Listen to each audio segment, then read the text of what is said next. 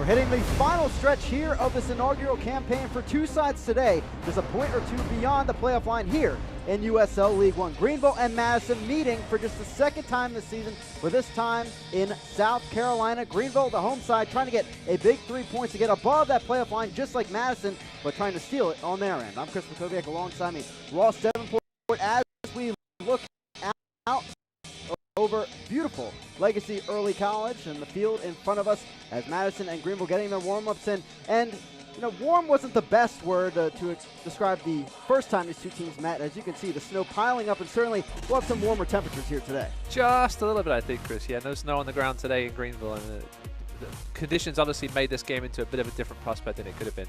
Yeah, both coaches pointing to their two sides learning a lot about resiliency from this battle. The two teams combining for 14 shots, none on target though for Madison, and 4 for Greenville. So they were able to get off their chances despite the conditions, and certainly two teams that are completely different today compared to that match earlier this season, that the offenses have really gotten going thanks to Keegan and Smart, among others. Yep, two very different players, but two very prolific goal scorers. Jake Keegan, more of the traditional center-forward player, but while Don Smart comes off that wing cuts and has some great finishes this year. Jake Keegan scoring 4 goals over the last 3 matches for Greenville, now tied for first in the Golden Boot race. But Don Smart, if there's a name to know on the right wing in the battle today, it's him, and that battle with Tyler Pollock is going to be fantastic today. Yeah, this goal you see here was actually a cross. He admitted it actually went in, but none of us would have been surprised if it had actually been a shot. Don Smart's dangerous from distance. Yeah, and it brings you back to a few weeks ago for Greenville. Trouble against FC Tucson on the break, and if the Flamingos today can pounce on that in their attack, and certainly Don Smart will be the one to watch on that transition attack. Yeah, those front three are very dangerous and can turn a defensive situation into an offensive one very quickly. Yeah, plays like this over the top. Oliver White there, you see with the assist. His hold-up play has been key as a loanee from Memphis 901 FC. Well, Madison and Greenville, two teams eyeing the playoffs. Can they get above the line? We'll find out today from Legacy Early College. It's Greenville, Madison, and it's up next right here on ESPN+.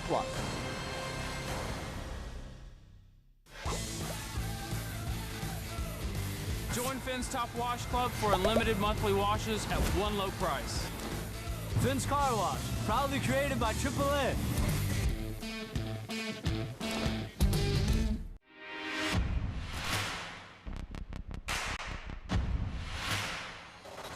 It's only fitting that a city that has so successfully triumphed has a team that honors that.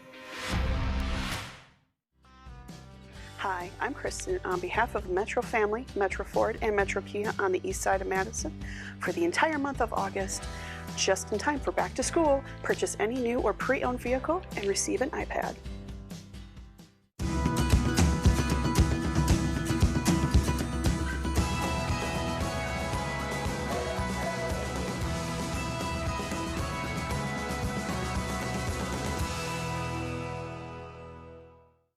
Play will continue. Keegan back across, it's in! Greenville on the board at home, it's 1-1. So with all the games and the trainings that we have in this lovely South Carolina weather, recovery is obviously very important for us in order to be able to perform on the weekends. And we do a lot of different things as players in order to recover properly. A big thing that we do is we go to Upstate Spine and Sport with Dr. J and his assistants, and they do a great job for us. They do some chiro work, they do some cupping, they'll do stretching, they'll do massage, they'll do a lot of different things for us, and we go there Tuesday every week, and additionally if we need it before the game. And I think it's great for us in order to kind of get through the week of training, because it can be difficult. We push ourselves hard, and then to be rested and ready to go by the weekend.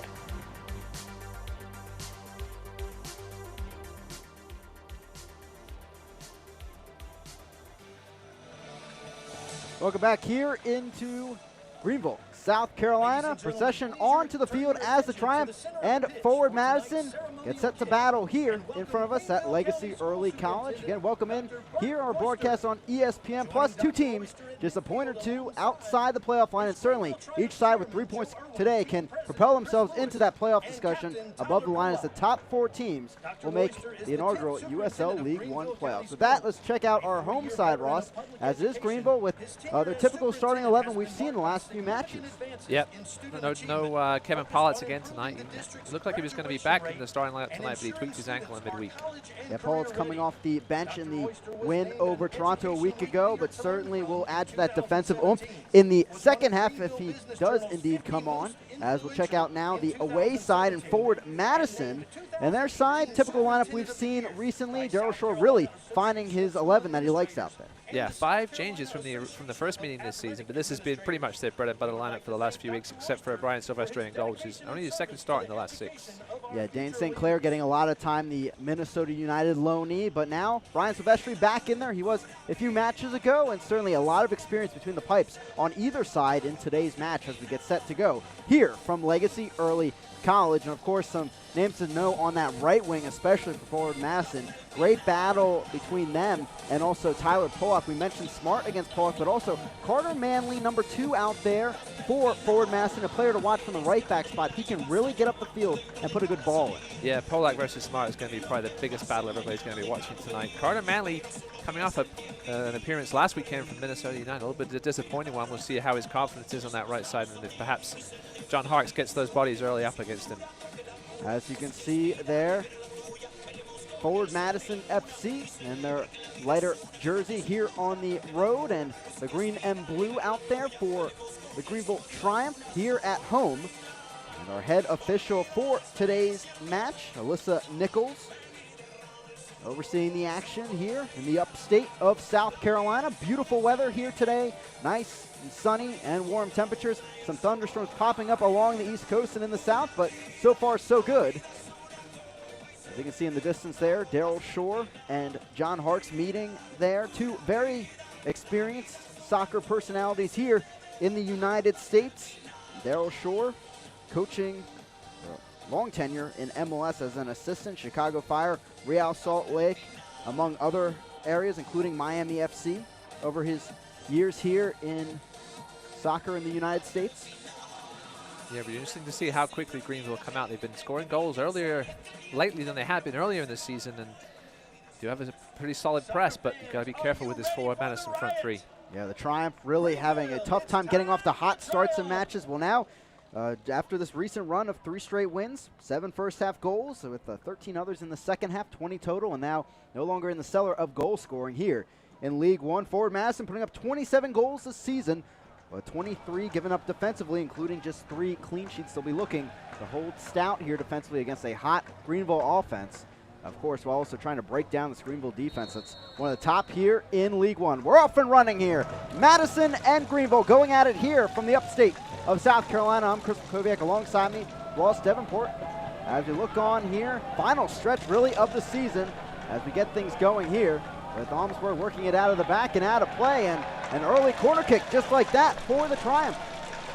Yeah, you mentioned Madison's defensive frailties a little bit, but they've been very, very solid over the last 10 games. They've only allowed more than 1 goal once in their last 10, but under the pressure here early. Gomez looking to send the ball in, our player of the week here in League One. 2 assists last week against Toronto. Ball falls, Tobin knocks it on, and J.C. Banks clears it back to midfield. It'll be settled down by Tyler Pollock, and there is Don Smart. Ball led on, Nunez on it, but there is Dallas J, the keeper for Greenville, and currently leading the league in GAA as Smart brings down Muhammad, and a foul is won by the Triumph. Yeah, great work there from Dallas J.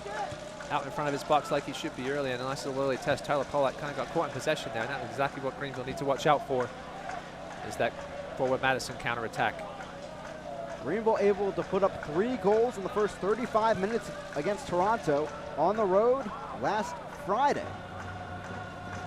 For head coach John Harks, really thought it was all about executing the right way in the final third, and he thought his offense could have put up a bit more. He was frustrated a bit by some of the action from the offsides area of play, but now today, certainly some momentum in this offense as they move towards a cross here, sent in by Hemmings, deflected back to the top of the box, struck up and into the Reedy River Riot. As it was, Walker sending one up. He has 2 goals in the last few matches from nearly the same spot. Yeah, you can see the Madison defenders, they're getting very animated. Far too much space being allowed here early for Greenville, and they'll take advantage, as they've showed the last few weeks with those early goals. They'll take advantage of also any mistakes that your back four will make. You see Jake Keegan here standing at the edge of the box. Ryan Silvestre, the Hollywood, Florida native, making his 10th start of the season. I was going to say Jake Keegan was waiting for, perhaps we saw what happened last week in that Toronto game with the short goal kick that turned into a goal for Greenville, taking advantage of mistakes effectively very much in the last few weeks. And really, that's what Cole Seiler said this week, the center back for the Greenville Triumph. Really, he thought it was all about the press against Toronto, so we'll see how much of that press Greenville brings early on here against Madison. J.C. Banks with the steal here. Wisconsin native puts a drive into this one, but it curls out of play. This will be a goal kick for Dallas J and the Triumph. Yeah, a couple of early giveaways in that middle third. John Harkes won't be wanting to see that. Out of the back, here's Aaron Walker, former FC Cincinnati player. As the line a bit high here for forward Madison.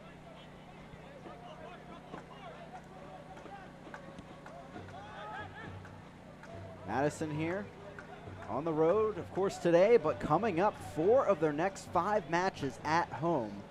Be a great start to the momentum if they're able to get a good result here today.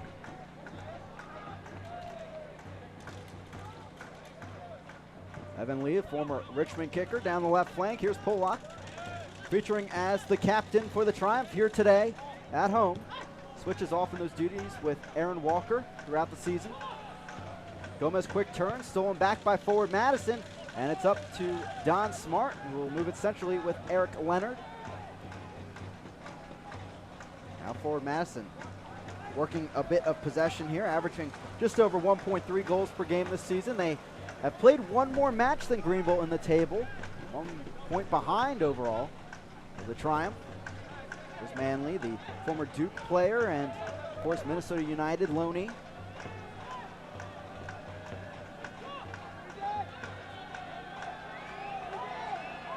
Last night, USL League One got things going here this week, as it was Lansing taking down Orlando City B on the road 2-1, briefly propelling Lansing into the top spot in the league at 36 points. But of course, it's so compact at the top, we will see a lot of shuffling in the 7 p.m.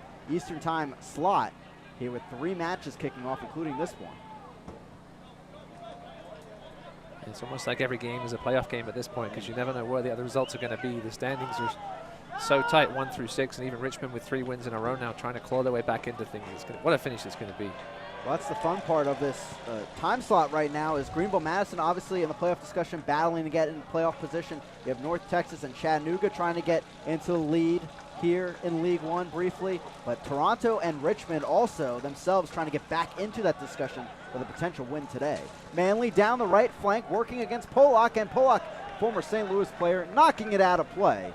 And it's going to be a throw-in for forward Madison as they move towards the final third here in the 6th minute of action. Yep, good to see Carter Manley getting down the line there. As I said, needs to show a bit of confidence after a bit of a rough outing for Minnesota United last weekend. They were able to get off 11 shots, but none on target, and 9 of which actually from outside the box. They weren't able to penetrate that well against that Richmond defense that saw a formation change in the last few weeks. What's coming up is Leonard can't get the shot off as it's tackled away. A foul is called, and this one going against Madison actually, as Leonard goes down holding his right leg. Another look at this one. He may have just come in a slightly bit of late court. Yeah, I think the defender got the ball, and I'm not sure what the foul was called there for. It seemed like a bit innocuous, but we'll take Alyssa Nichols' word for it. Eric Leonard, native of Illinois, former Butler player in college, making 73 appearances. I think he'll perhaps tonight be making sure that the ball's in the back of the net before he celebrates. He got caught a little bit embarrassingly in the game last weekend against Richmond. He thought the free kick had gone in from J.C. Banks, and the camera focused on him as he ran back to halfway. But a solid defensive midfielder, Eric Leonard. One of those players you don't want to play against. Short, stocky, just going to harass you all night. And in this formation, the defensive midfielder out there, and certainly J.C. Banks alongside him at times. That is a potent line defensively in the midfield. Lee. Over to Polak. I'll work it around here. Greenville currently, last 7 matches, 5-1-1, 16 points. They're at 29 points overall this season, so certainly putting in a lot of work in this last stretch of matches. 12 goals scored and 4 given up, including 5 clean sheets. They've been stout here on a great run, but so has Madison and the likes of Chattanooga and Lansing. Teams peaking at the right moment with that experience. Yeah, each team seems to go through a sort of a 4 or 5 game funk. Ball whipped in, headed on, Muhammad settles it. The strike, and just over the crossbar. Out of a jumbled mess, the ball pops to Muhammad, and it looks like just took a bit too long to send off that ball. Yeah, there was a bunch of bodies in front of him. I think he thought about it a little too long instead of perhaps just trying to bang it on target. Let's take another look at it. Ball fell superbly for him. He had to get himself a little settled. The ball kind of dropped behind him. He had to sort of scoot back a little bit, but some good early chances here for Greenville. Almsberger looked like got the touch to the ball in the jumbled pack, and the ball was intended for Jake Keegan just outside the frame. Silvestre has the goal kick.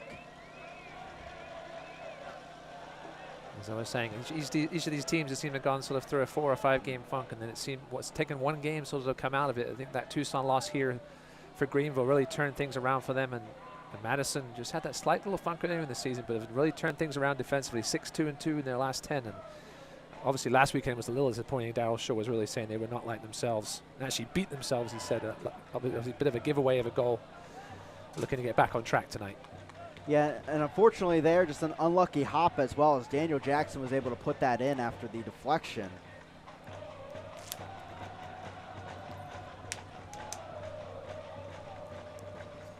That loss to Richmond, snapping a 4-match unbeaten run for Madison. They were 3-0-1.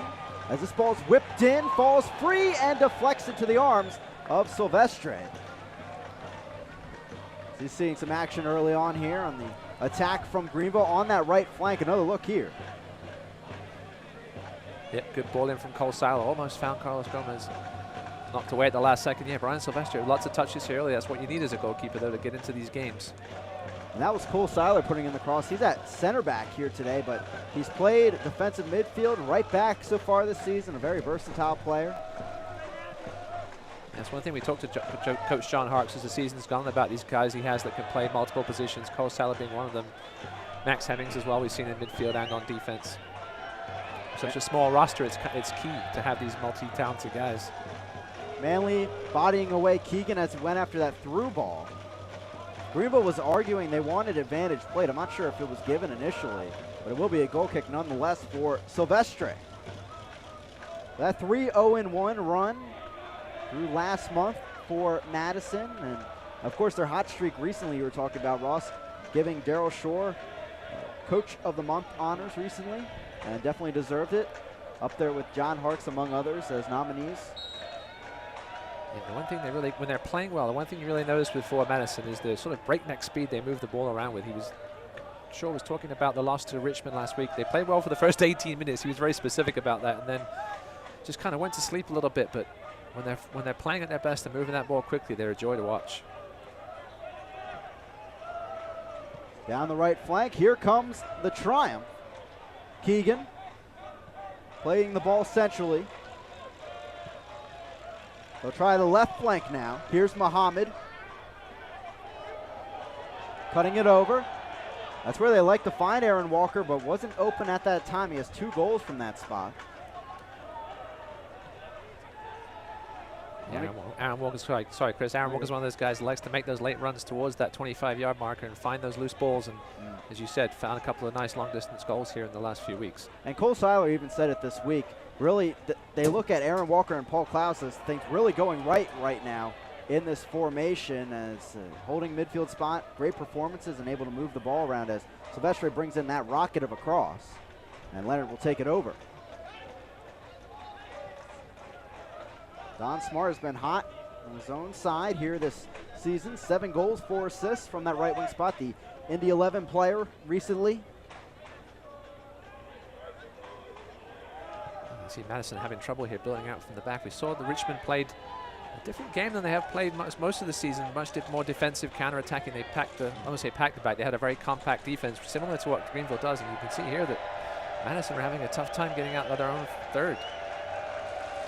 Yeah, and that's what Darryl Shore talked to us this week about, is he felt like with Richmond's new look formation of really a back five out there. They're able to sit back a bit more and counterattack very well. You talk about the speed of players like Mwape out there for Richmond this season, and they're able to get a 1-0 result. And Ross even said to John Hartz on the phone this week, hey, it seemed like a Greenville kind of performance defensively, and he said, don't take it too far yet. Yeah, they're obviously a little different with the 4 at the back for Greenville, but the compactness and the discipline they show, and it's just, this team has started to look like John Hart's, really. That's what he's known for, is his discipline and getting the character. This team has a lot of character. And again, a small roster, and these guys have played together. The core of this team has played together for most of the season. Obviously, forwards had some loanees from Minnesota United come in and out. We've got a couple of loanees from Memphis on the team, but they've been going with this lineup mostly here for a month or so, and it started to show with these wins. But offensively, Madison's a team, like I said in our pregame, that really reminds me of FC Tucson, a team that has potent players at the top in a line, good chemistry,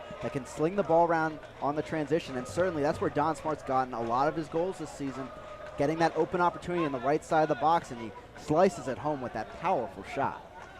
Yeah, I think you could say it for most games, obviously, in the world of soccer, but the first goal tonight is going to be especially key. If Greenville can get it and sit back a little bit, invite Madison to come to them rather than have to try and search for that goal that they might need if they go down, or perhaps take a 0-0 late into this game. Walker slides it back to Lee, and they'll move it around the back. Hemmings again today, starting at that right back spot. Boland up at the right wing, looking for the cross.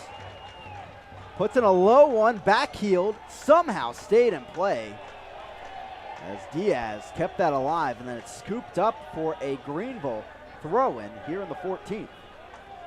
Yeah, Doug Boland continues to impress down that right wing. He came into this season as a defender. We weren't sure how much time he was going to see on this team, but he's almost forged himself as that right midfielder now for John Hart's. In the corner, another corner here for Greenville. Connor Tobin sliding the ball out of play. Now Gomez over it for the corner kick. 5 assists now this season. He has 3 in his last few matches. As that ball is immediately sent back to forward Madison, as Nunez will line this down the field to Don Smart. Yeah, neither of these teams are known for their set-piece prowess. I think that some unofficial stats we saw this week said they scored 5 and allowed 5 is between the two of them. So probably won't see too many set-piece goals tonight, but there are a couple of people that can strike them from distance. Select is the official ball supplier of USL League One and many of the finest leagues in the world. Since 1947, Select has been the leader in soccer ball quality and innovation. For the latest Select products and special offers, please visit SelectSportAmerica.com. Paul Clowes taking that Select ball and sending it back down the field for Greenville, as forward Madison got up that left side, had a good look, but just not enough numbers in the box, as it will be Diaz with the throw in here. Yeah, it's a little sloppy there from Carlos Gomez, giveaway in the final third.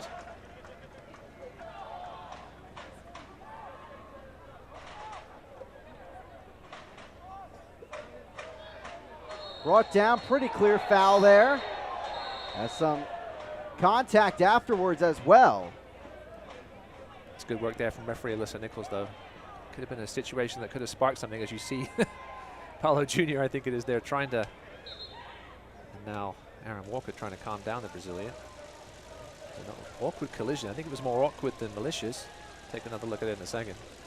And then afterwards, Paulo Jr. and Dom Boland were exchanging words a bit. As we're taking a look here, White trying to cut back. Pretty clear foul by Clowes, and then seems like White was just getting up immediately, and both players took a hit.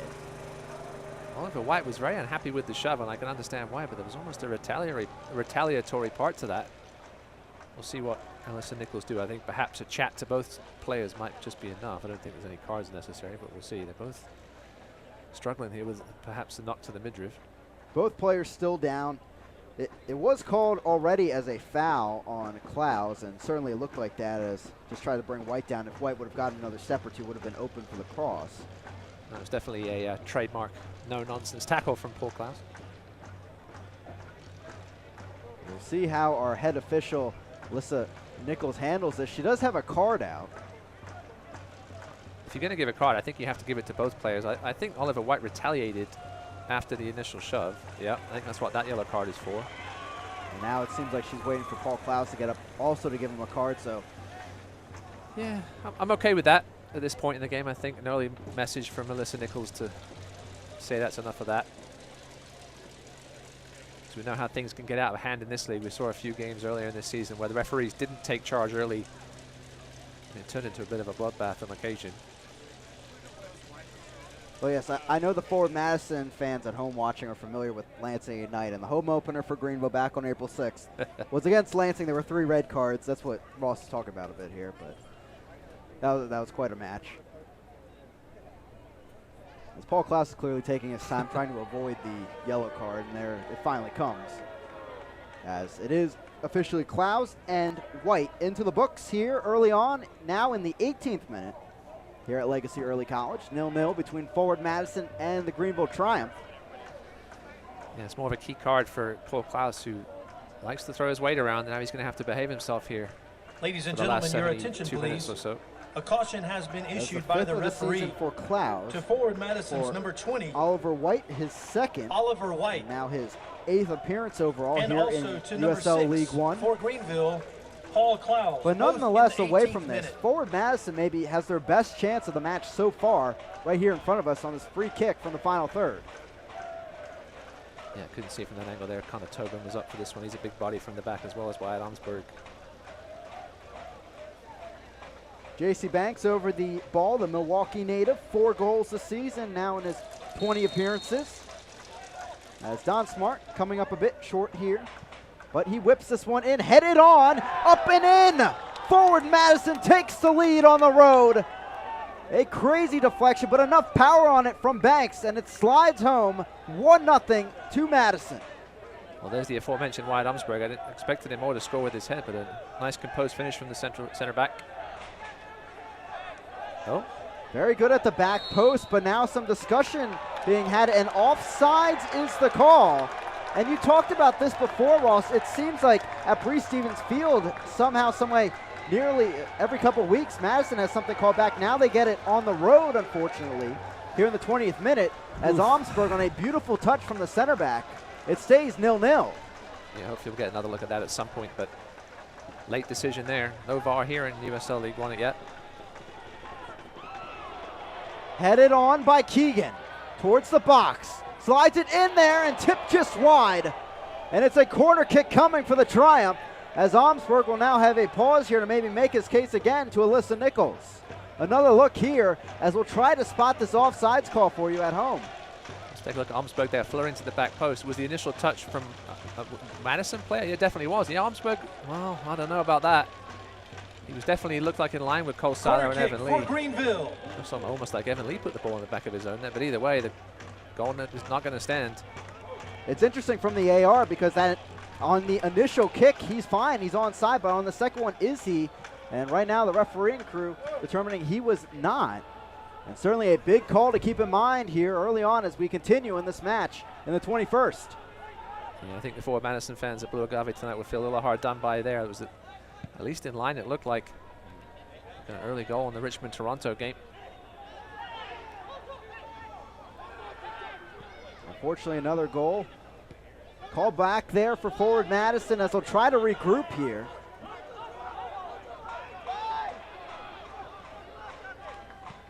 Smart, Manley. Yeah, Madison have got to get themselves together there. You can see they're very upset about that call and got to get their minds back in this game quickly. We saw it almost turned into a Greenville chance down the other end. Well, credit to Greenville. They probably know what's going on here, and they're trying to pounce on that momentum. They put the press up, and now they're back in possession. Still early on, of course, 0-0. Good chances from both sides. That was the first shot by Madison.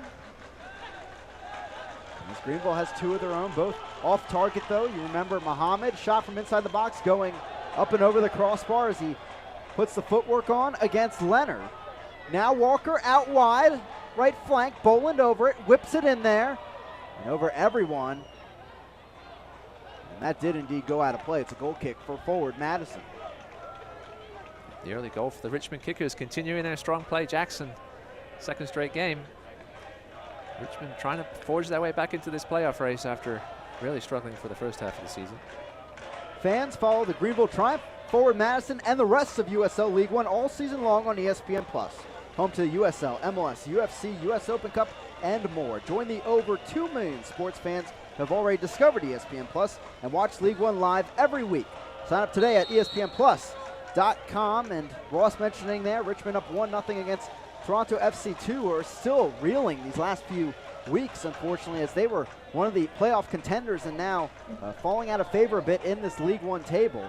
Also going on right now, Chattanooga, North Texas, 22nd minute, 0-0 between those two at David Stanton Field. Coming up tonight at 8 p.m. Eastern Time will be Tormenta and Tucson as well, as that should be a fun battle between one of the top defenses and one of those really strong offenses here in League One.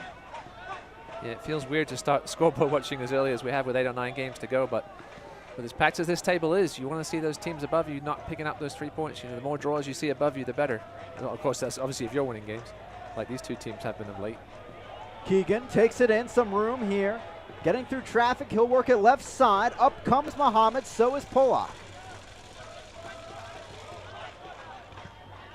Walker. We'll try the right flank now. Here's Boland. Taken back by Paulo Jr.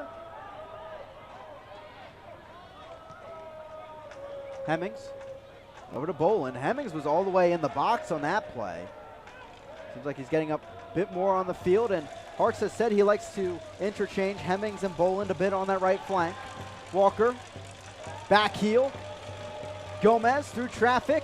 Keeps it from Nunez back to that right flank here in the 24. Ball whipped in. Here, a header up. It stays in the box. Knocked on by Muhammad. Walker the strike. The diving save by Silvestre.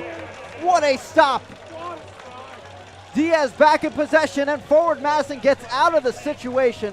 What a shot. What a stop. Cracking shot and a cracking save from Silvestre. I was taking a look at it to see what kind of sight line he had on it, but he got a very athletic save, top corner. Definitely going to see that one in contender for save of the week, I would think. Let's take another look at it here. Nice header down by Omar Mahav. Nice first touch by Aaron Walker, the outside of the foot. And good two-handed save by Silvestre to make sure he got enough of that ball to knock it away. The 6'3" keeper finding that one in the air. And certainly with many bodies in front of him, an incredible stop, and certainly has to be up for save of the week. Through ball. Muhammad going after it, but there is Carter Manley. Knocks it on to Almsberg, but here's Tyler Polak. Gets a touch there, stays in play. No play pauses. What's the call? And it is a goal kick.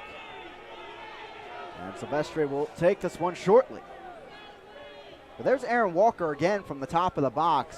And it brings me back to a few weeks ago, 3 or 4 weeks ago, when John Harks was really trying to emphasize, hey guys, take some chances on the outside. And his hypothesis with the slow start to the season offensively was that they were maybe too worried, thinking too much about finding that open look inside the box. And as soon as Aaron Walker took a chance from the outside, they've been flying in from there, and certainly on the transition as well. Yeah, I think I mentioned earlier in the season, it's almost like having that three-point shooter who hangs out on the corner, but you got to keep an eye on him. And Aaron Walker seemed to have found that sweet spot, 22, 25 yards out at the top of the box, and it was a great strike and a matching great save. Ball out of play. It's a throw-in coming for the Triumph. So slow things up and push him back. An update from City Stadium in Richmond, Virginia. 2-0 to the Kickers now.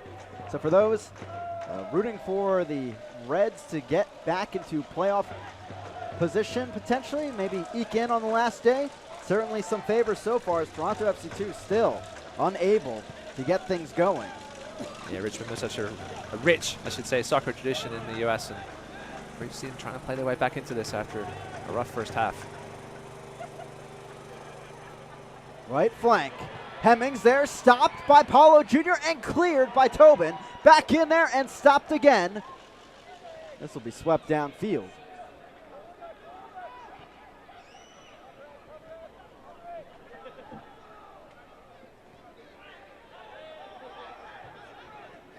Walker battling forward against White, and now Greenville back in possession. Yeah, Greenville definitely had the best of this first 26 minutes so far, looking very lively at home as they should be, but no goal yet so far. Up ahead, Muhammad takes it into the box, cutting through some players. Now Diaz, some contact from behind into the back of Diaz, and it will be Muhammad called for the foul. Yeah, you can hear the Reedy River Riot's disapproval of that call. the most, I think, most fans we've seen back there behind that goal so far this season. Again, this is the last Saturday night game for Greenville. The rest of their home games will be Friday nights. There's something about Clemson college football on Saturdays up in the upstate at this time of year. Well, I'm sure the flock as well going to be thinking about college football coming up, college soccer as well in the state of Wisconsin. Of course, I was up there a couple of years ago for a game at the University of Wisconsin, and what an atmosphere, so many great traditions there. Big Ten country.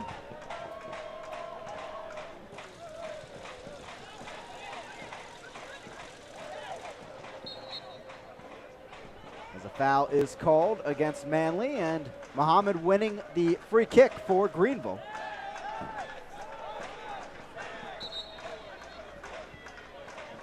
As we'll get restarted back at midfield.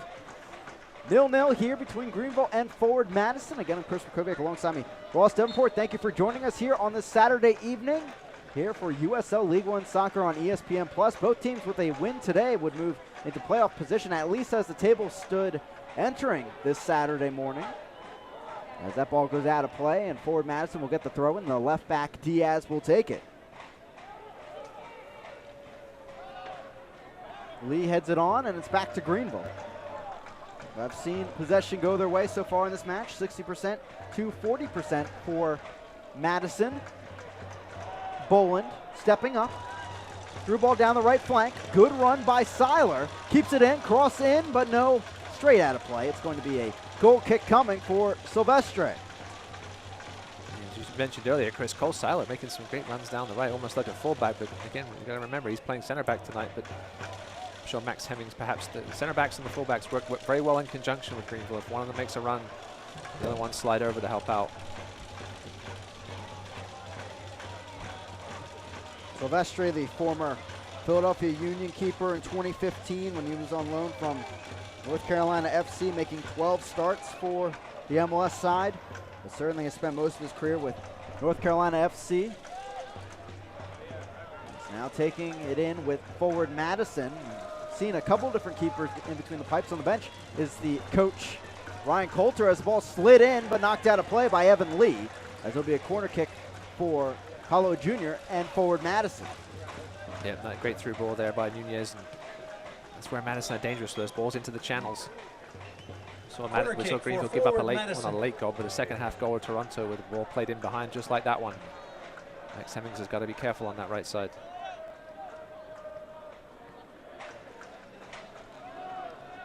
Banks and Nunez over the ball. It's Nunez that whips it in. Headed on and out of play by Hemmings. This will trickle for another Madison corner kick here in the 30th. I'd be surprised if Eric Leonard was the actual target for that free kick. It was probably for somebody in front of him, but it did enough to earn another corner. Madison getting some opportunities here as we tick on in this match.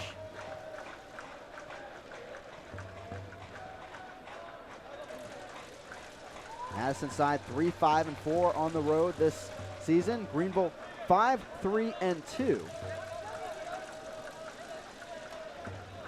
Those two losses. 3 losses, 2 draws as this ball settles in. Gomez the clear. Out of the box and back towards midfield.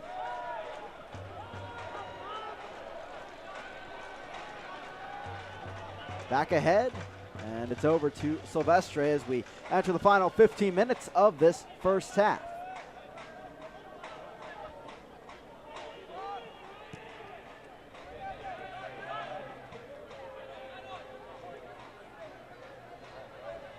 These two teams, of course, will see each other again coming up in a Wednesday matchup on the 28th. Greenville will head to Toronto next week once again, and Madison again will face the Richmond Kickers. Another go at the RVA side. Gomez going after it, but taken in by Wyatt Omsberg. Back over, flicked on, Manly taking care of it. But there is Gomez, League One Player of the Week, with 2 assists against Toronto. Out of play, and it's a throw-in for the Triumph, just in front of the beer garden, as Pollock will take it. He said Carter Manley was trying to take care of it. He didn't give it away. And we've seen how many times Carlos Gomez in recent weeks has taken advantage of players giving the ball away. Pollock picks up his head. Low-driven ball, not getting most of that one as it's cleared. Nunez takes it in. Panamanian giving it off to Connor Tobin. Nunez, 3 goals, 3 assists this season. Stepping up through the traffic. He'll drive this down the right flank. There's Polak, heads it on as Paulo Jr. was on that right side this time around. Muhammad. Back over to Polak.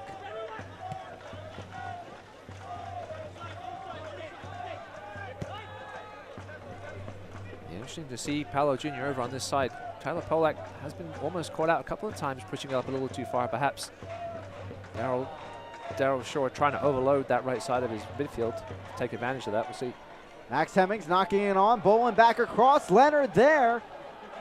Taking it back for forward Madison as they'll work it out of the back now with Tobin and Diaz. Actually looks like Paulo Jr. and Don Smart may have just switched sides. Don Smart popping up on that left now. So John Hark's tradition is switching his wingers. He hasn't done it as much lately with Chris Bermudez not featuring over the last few weeks as much as he was earlier in the season. That's one thing I think both these coaches have found in the last few weeks with these recent hot streaks. Certainly their formation, their 11 they like out there, and they've been comfortable in the last few matches. We talked about it. It used to be Muhammad and Bermudez on the wings. They could switch in and out, but Muhammad's been so good on this left flank recently that now Hark's keeping him there for most of these matches.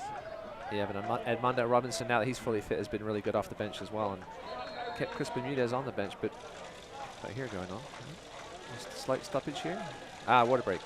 A hydration break Ladies and here gentlemen, your attention, from please. Legacy Early College. Due to the high temperature at tonight's match, you can expect that the here as we're referee deep has into indicated August. a safety and No snow out there, hydration break for but the players. we do have the high break will temperatures. last up to 3 minutes. Take a look at the forward Madison bench. Daryl Shore there, as I mentioned, former head coach of the Fort Lauderdale Strikers as well in the NASL. Plenty of time in South Florida along with MLS with Real Salt Lake and Chicago Fire. He's built a formidable squad, of course, and forward Madison, just like Greenville, 2 sides that certainly have left their blueprint in their local region. They like signing players with local ties, and certainly that helps the connection with the fan base and growing that fan base overall. Yeah, we've seen, I was talking to you earlier, Chris, before the game, we've seen the independent sides really start to come up the standings here over the last few weeks, and we talked about the core of these 2 teams being really put together the last few games and sticking together, and it's showing. And while some of the affiliate sides have had a lot of changes, guys coming up and down, and another thing is that a lot of these younger players in this league get to this point in the season, they haven't played as many games in the season. These 2 teams are full of veterans that have played 20-plus games in the season, and it's showing with how well these teams, these independent sides are doing in the second half. Yeah, and it's interesting. I was actually in a conversation with the head coach of Tormenta, John Miller-Racy, last week, and ahead of their matchup with Chattanooga last Saturday, and he made that point to me. He said, hey, it's something I see as well. These experienced clubs, I'm worried at times against them because they have experienced the full-length, quote-unquote, soccer season where a lot of these younger players, college level, or at USL League 2, in the case of these Tormenta players, have not experienced that long length of time where a lot of these younger teams were hot early on, but now it's the experienced sides coming through later on. And I know it was a lot of League One fans out there and media members that picked many of these experienced squads to make the playoffs early in the season, but certainly that result on day 1 between Chattanooga and North Texas, where Chattanooga was beaten by North Texas 3-2 way back in March, that put a lot of things into perspective. It's like, hey, these younger guys are pretty good out there, but certainly they're coming back to the top now as we hit towards the end of the season. Yeah, I mean, I'm sure the backroom staffs have done what they can to prepare the younger kids for these long seasons, but your body's your body. It can only take so much, and at a certain point, you're going to start feeling it, and I think some of these younger sides have. Yeah, when talking with Tim Hankinson, the head coach of Chattanooga, he mentioned they identified Greg Hurst out of Scotland as a new signee because they wanted youth and pace on the outside, something that they struggled with their experience, their veteran players, and now certainly he put in a good effort in that win over Tormenta on Saturday. The 22-year-old coming off the bench in that victory for the Red Wolves. Here it's 0-0 between Greenville and Madison, as Banks will take this right back on the back heel. Lee back at midfield. This will be knocked on in the 37th minute. 4 shots for Greenville so far, 1 on target. That Aaron Walker blast that was saved by Silvestre. If you're just joining us, certainly check that out on social media. Fantastic save and also a great curling strike. Yeah, you can see from the way Madison's setting up, they're not going to allow Greenville to have anything through the middle, just shown there by that poor Tyler Pollack pass. Greenville, one of the most consistently crossing teams in the league. They're not the most effective. They struggle to convert them into scoring chances, but Madison is sort of saying here tonight, listen, we're going to let you have down the wings, but we're not going to let you have anything through the middle, whereas Greenville's got a lot of their goals recently. Gomez working that right flank. That's back to Klaus in the midfield. Looking for the latest USL League One news and content? Follow at USL League One on Twitter, Facebook, and Instagram for exclusive access and updates. Ball down the right flank. There's Don Boland taking it in, sends it up, but it was out of play, and Madison has a throw-in. Keep in mind, you can always vote for a Goal of the Week, Save of the Week on that USL League One social media and online at USLLeague1.com. Certainly, in my opinion, Silvestre should be on that with that save, but to be determined. All 3 Goal of the Week nominees came from the Tormenta Chattanooga game last week. As Tobin heads us up, Almsberg trying to save it. He did, in fact, and Greenville working it around in the air. J.C. Banks sending this well down the field, and there is White. Great work there by Cole Seiler. Looked like initially like he was beaten, but got his body in between the winger and the ball there. Great work.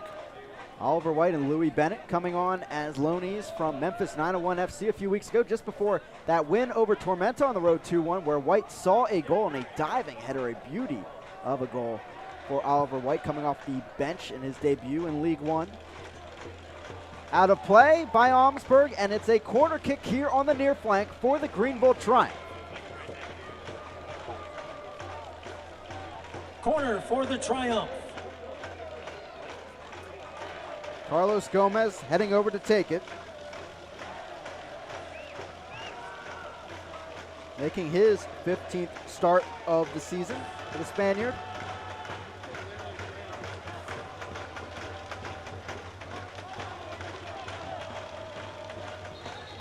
And play will pause as this is punched away by Silvestre. It'll be a talking to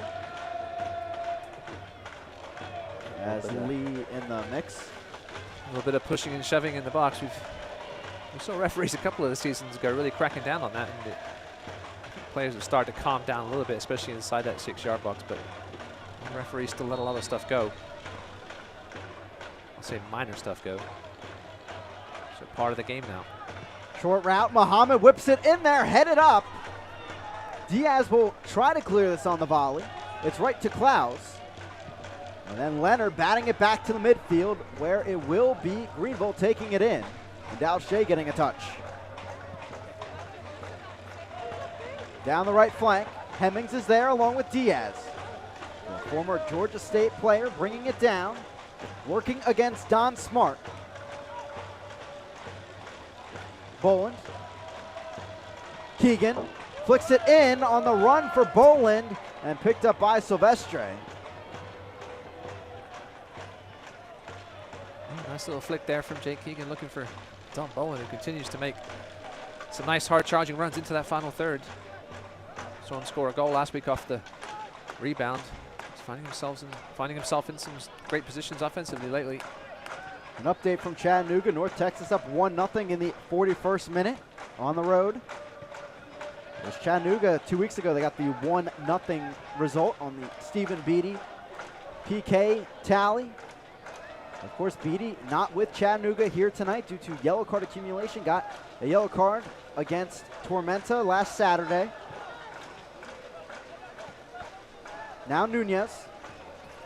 White trying to flick it back. Lee stepping up with the attack. Here's Muhammad. Stopped pretty well there by Banks and White as it trickles all the way through to Dallas J, who heaves this back to the midfield.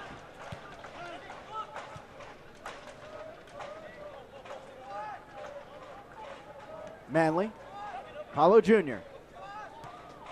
Out of play, off of Pollock, sliding in there. It's a brave tackle from a man who with one more yellow card will miss a game due to accumulation.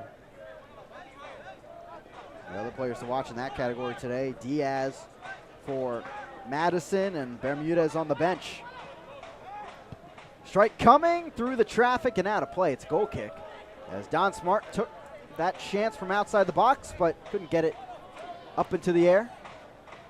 Yeah, so far in this game, we've only had one shot from inside the box, and that was from Greenville. It shows you how well these two defenses are playing. Obviously, that one that went in doesn't end up counting in those stats. Yeah, if you're just joining us, free kick from the far flank and whipped in there, and it was headed on the left side of the box, and then Almsberg put it in on the backside near the back post, but Almsberg was ruled offsides on that second touch by Madison. And that left us 0-0 on the scoreline for now. Hemmings taking the throw-in. Making start number 10 this season as he's backed up here. Greenville leading the possession battle 64-36 at the moment. Maybe more than 100 passes more than forward Madison. And some good passing accuracy from Greenville at 82%, but forward Madison only 68% of their passes being completed so far. That's not what Darryl Shore want to see. Have to improve in that category if they want to win this game.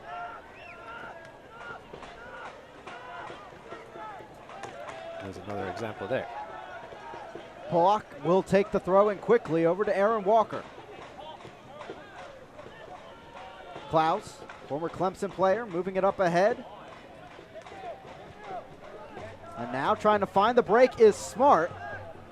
Up to White. Through ball. There's Smart, right side of the box. A strike and saved by Jay at the near post. As he'll pick it on up. Well, that was much more like the forward Madison we've seen over the last month or so. And we've seen Don Smart score from those angles. That one wasn't the best of shots, and Dallas Jay was there to cover it. And the hold-up play of Oliver White has been key in recent matches as well to spur on players like Paolo Jr. And, of course, Don Smart on the outside as a foul is called there on Don Boland on the touch to the back of Diaz. It'll be a free kick here for forward Madison. No look at this chance that came from Don Smart here on the through ball from White. Yeah, he perhaps took it a little too early. He's a man full of confidence, Don Smart. Never short of that, that's for sure. And Dallas Jay in the right position at the near post. Yeah, Smart putting up his hand in the end. Signaling maybe he did, but you do see Evan Lee was closing in pretty quickly on his left. Nonetheless, good opportunity for Madison, their second shot of this match. I think that was one of those ones where, oh, I've got a bit of an opening, which we haven't had in the first 44 minutes, and he just took the first crack he saw. And it wasn't a bad effort, but coming hitting up here to halftime, and Greenville have definitely had the better of this first half, but nothing to show for it so far. The fourth official has indicated 5 minutes of stoppage time for the first half. And as you can hear, 5 minutes of stoppage time officially with that hydration break in mind. That falls through Evan Lee, Ohio Wesleyan player. Moves it centrally back to Jay, and Jay, the former Phoenix Rising keeper, certainly his former club doing very well here in the USL Championship as a foul is called, and this will be brought back in favor of Madison. That's an understatement, Christopher. The Phoenix Rising are just on a complete roll right now and scoring at will. And that's the interesting case of Dallas Jay. For most of his professional career, at least, he's been a backup, but then John Hark saying, hey, you're going to be the starting man here and prove me right. And he's done that so far, and especially his communication, John Harks has said this season, has been a big part of that from the back and developing that area of his game. No, I think one of the biggest pluses of this league so far in the inaugural season has been the goalkeeping, which many thought it would, because there's a lot of quality goalkeepers out there, and you can only start one every match week, and been some great goalkeeping across the league so far. Intercepted by Hemmings. And run down that right flank as Tobin will take this in, working back to Silvestre, who with the press has to work this quickly back to the midfield. Greenville trying to get on the attack. Here's Aaron Walker, flick around Leonard. But numbers back quickly for the Flamingos. Pollock.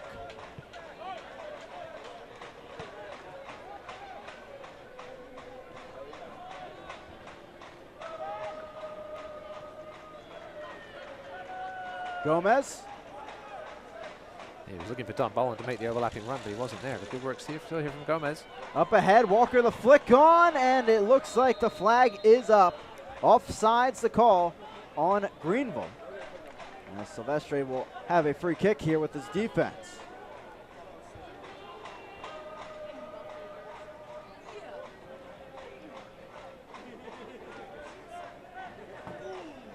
He's a very sharp goalkeeping kit. As being a goalkeeper myself, I will say so.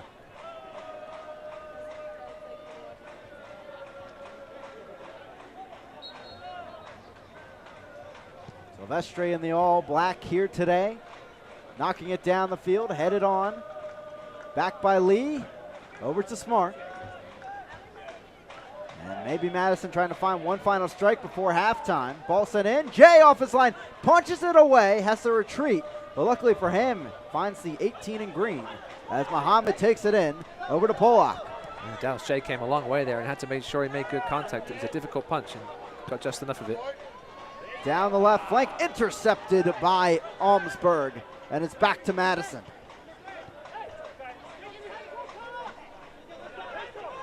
Nunez looking up ahead of him. He has Manley to his right. That's the route he'll go. Nice through ball to the corner. Polak there, though. Cutting around Polak, though, is Manley. At the end line against Walker, out of play. Corner kick to forward Madison. You saw Tyler Polak there being very, very careful. He knew if he got that yellow card, he was suspended for the next match, which is obviously a key one away from home. And he almost thought about pulling the jersey, but got some good help across from his teammates.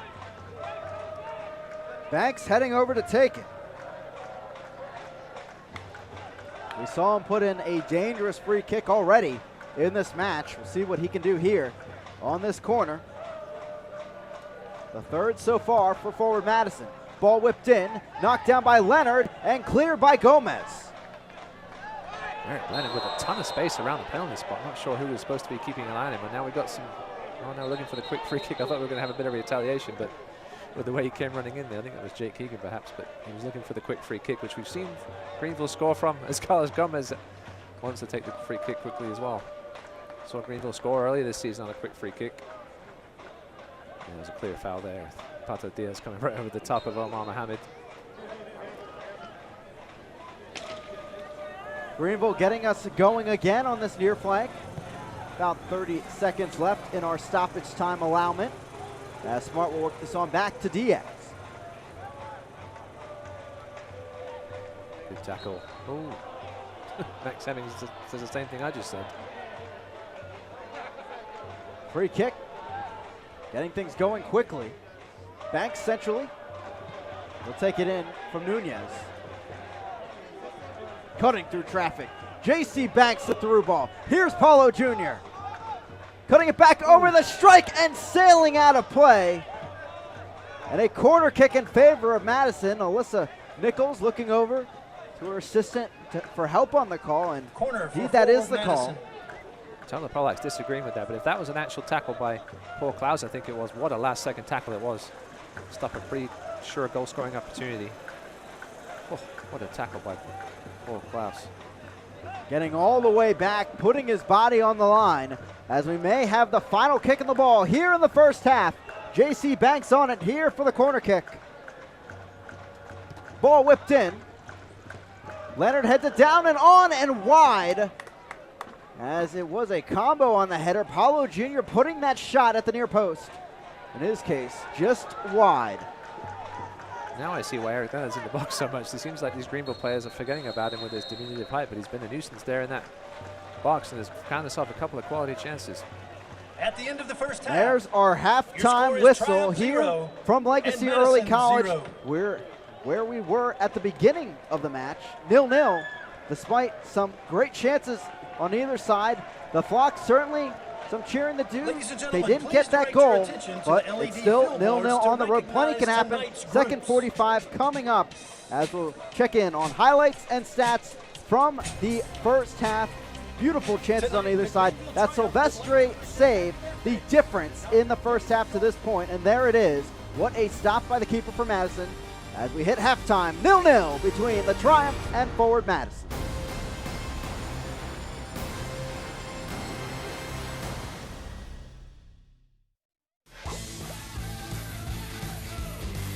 Join Finn's Top Wash Club for unlimited monthly washes at one low price. Finn's Car Wash, proudly created by AAA.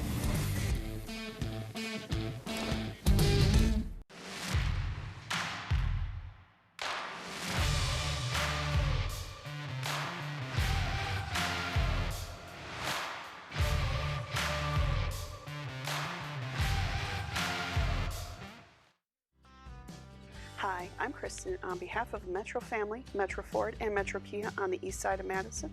For the entire month of August, just in time for back to school, purchase any new or pre-owned vehicle and receive an iPad.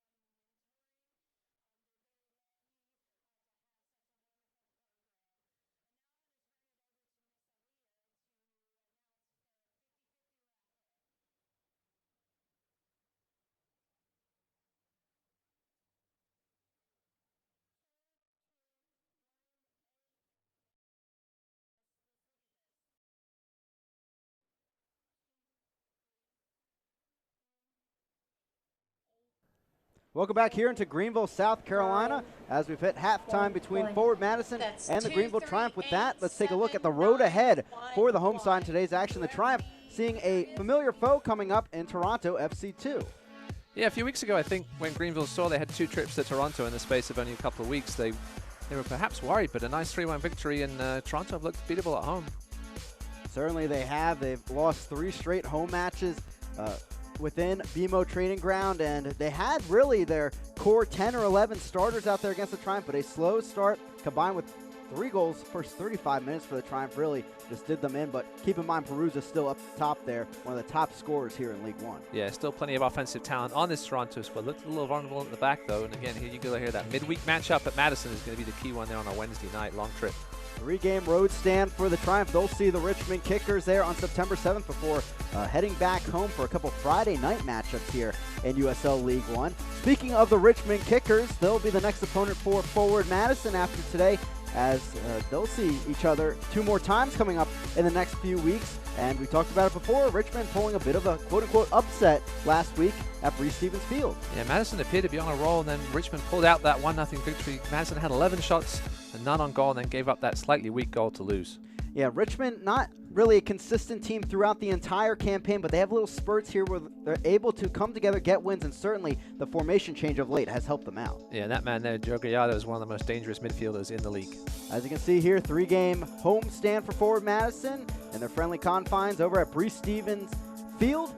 And then, of course, hitting the road again against Richmond. So certainly a team just like Greenville, Chattanooga, Lansing, among others, trying to fight for a playoff spot as we hit the final stretch of the season. Coming up, we'll take a look at Wednesday night soccer this week in USL Championship. Fortune can hit from here! Oh! McCarthy once more! Clapton back in, and it's a goal for North Carolina FC! Big shot, and score! And Ben Spees lets one fly and drills it!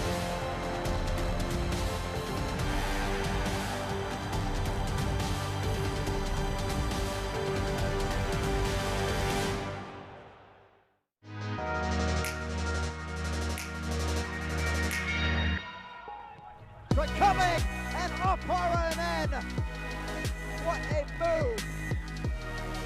Shot blocked, follow up, and that one blocked, ball still loose. And we'll try to create here. Gets it in. Here's Rowe. Up ahead. Continuing cuts back. Strike coming, and just beyond the reach of Mangles, it's in. With the box, cuts around Ovalle, goes down the strike. Billy on the save at the near post. through the traffic, knocks it on. Soto there, back, the shot, and in! Post right, Soto off the bench and putting Chattanooga up 2-1.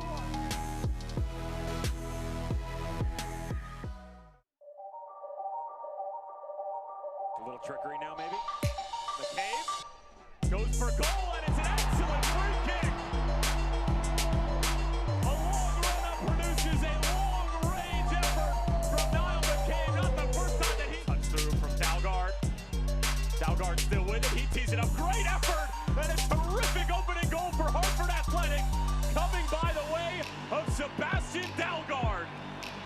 Opportunities for the opponent. This ball comes in, headed away only to the top of the box. To Langsdorff, volley off the chest, and Portland has the lead in the 3rd minute.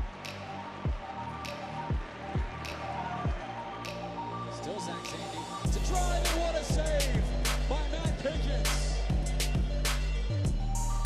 Sent in towards the back post, headed on. Calais Brown, what a save. For Don Maduro, watch him on the tail end of this. He knows how good of a save it is. He turns around, slaps a little high five. Yvonne George's going to be robbed. Calais Brown.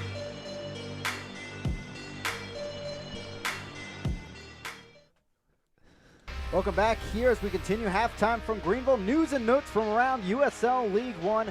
Lansing, of course, jumping to the top of the table, taking the spot previously held by North Texas. But as of now, North Texas up 1-0 at the break over Chattanooga, so that could change, as has the table all season.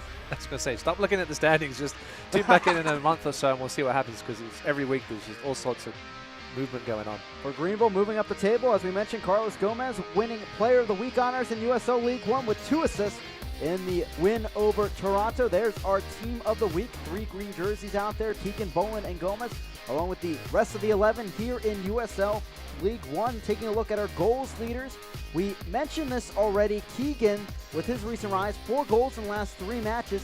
He's up now with Ronaldo Demos, who only just got back from injury in the last match, coming off the bench for a second half stint. But Stephen Beatty not playing tonight, but certainly will be in action coming up against Tormenta on Wednesday. Yeah, plenty of talent there. Jay Keegan seems to have done it very quietly. It seems like everybody else was getting their goals in bunches, but Keegan's sort of been pegging away at them and now finds himself tied for the lead. In GAA, also for the keepers out there, we're also, the assist leaders now coming up, as it is Gomez, Antley, and Ziguro and Rodriguez. Arturo Rodriguez has been up there all season with his 6 assists, but Ziguro really an underrated threat there offensively for Chattanooga. I was going to say half of those players are defenders, but Carlos Gomez, yeah, had a great month recently. He was in that position, playing up with Jake Keegan, which is where he wasn't used to playing earlier in the season. He's more of a central midfielder, but thriving up top. Taking a look around the league some more, as it will be 1-0 lead for now for North Texas at the break. We talked about this on the air before. Richmond Kickers up 2-0 over Toronto, and then starting right now as we speak, Tormenta and FC Tucson going at it in Statesboro. I think both these teams, Greenville and Madison, will be happy to see the results at the moment in those other games. There's no doubt about that. For sure, as we check out now our standings as we enter today, and that tight pack, you can draw a line with your mind there below the 4 spot, as Greenville Madison with a win today, either one in the second half could move to playoff position. Yeah, that first 6 is where we really need to focus on for now. But again, Richmond Kickers trying to play their way into this. Toronto struggling at the moment. And Tucson not out of it yet either. And we'll see now in our upcoming schedule how these teams can get back in this playoff race or even get into those top 4 spots. Toronto, Greenville on Friday, 2 other matchups during the week. And of course, just 2 matchups coming up on Saturday with so much going on during the week. And that's the thing. Almost, I think every one of these games has something riding on it with as tight as things are. Sure. That's how we like to see it in this USL League One inaugural season. Coming up after the break, we'll take a look at first half highlights and stats as we continue coverage from Greenville, South Carolina.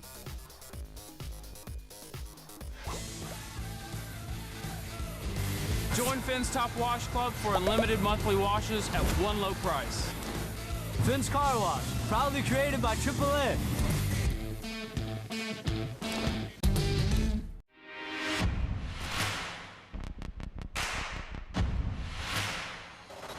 It's only fitting that a city that has so successfully triumphed has a team that honors that. Hi, I'm Kristen on behalf of Metro Family, Metro Ford, and Metro Kia on the east side of Madison.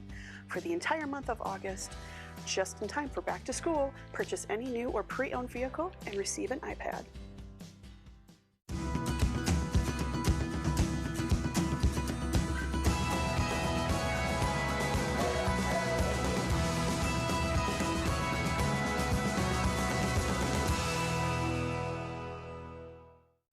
Play will continue.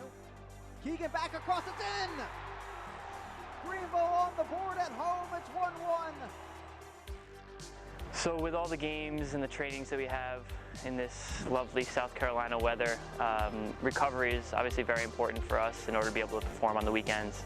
And we do a lot of different things as players in order to recover properly. A big thing that we do is we go to Upstate Spine and Sport with Dr. J and his assistants, and they do a great job for us. They do some chiro work, they do some cupping, they'll do stretching, they'll do massage, they'll do a lot of different things for us, and we go there Tuesday every week, and additionally if we need it before the game.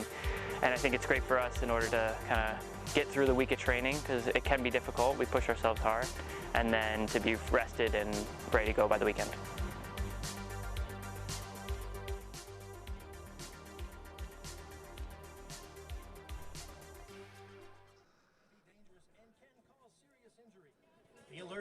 Welcome back here into Greenville, South Carolina, as we continue halftime now, taking a look at our first half highlights brought to you by Metro Family. As we take a look here at the action. There was plenty of it. It was a very exciting first half. This was some early chances from Greenville. That one skied over the bar. Aaron Walker, he'd have one a little closer later on in this half. Here's a chance from Mohammed, just putting it over the crossbar. Yeah, he just rushed himself a little bit, found the ball. Stuck a little bit between his feet. Take that extra step back, and that gave the defense time to close him down. Funny thing is, that's one of the few chances inside the box for these two sides. Yeah. Silvestre had a few stops, and here's really the discrepancy we've been talking about in the first half. This was called back for offsides on Armsburg. Yeah, it's a difficult one. Tough one for the assistant referee to call. You have to see the touch first and then make the decision, and she went with it. Good stops by the center backs, but here, a great strike, but better save by Silvestre. An absolute peach of a strike on the outside of his right foot by Aaron Walker, and another look at that amazing save by Silvestre. Madison did get things going later on the transition. Here's Don Smart's best chance so far in this match. Yeah, Evan Lee needs to do a better job of tracking that run from Don Smart. And again, I think it was more of a quick shot out of frustration. They hadn't had many of those in the first half, but a shot nonetheless. First half highlights brought to you by Metro Family Kia. As we check out our halftime stats on the board here, 9 shots in total, but as you can see, not really in the accuracy category though. Greenville most of the possession with that possession-based attack, as Madison has not seen too many counterattacks to this point. No, not yet. You think they'll have to start throwing body forward though. I think they would take the 0-0 draw on the road after 90 minutes for sure, especially going home with three consecutive home matches coming up for the Flamingos.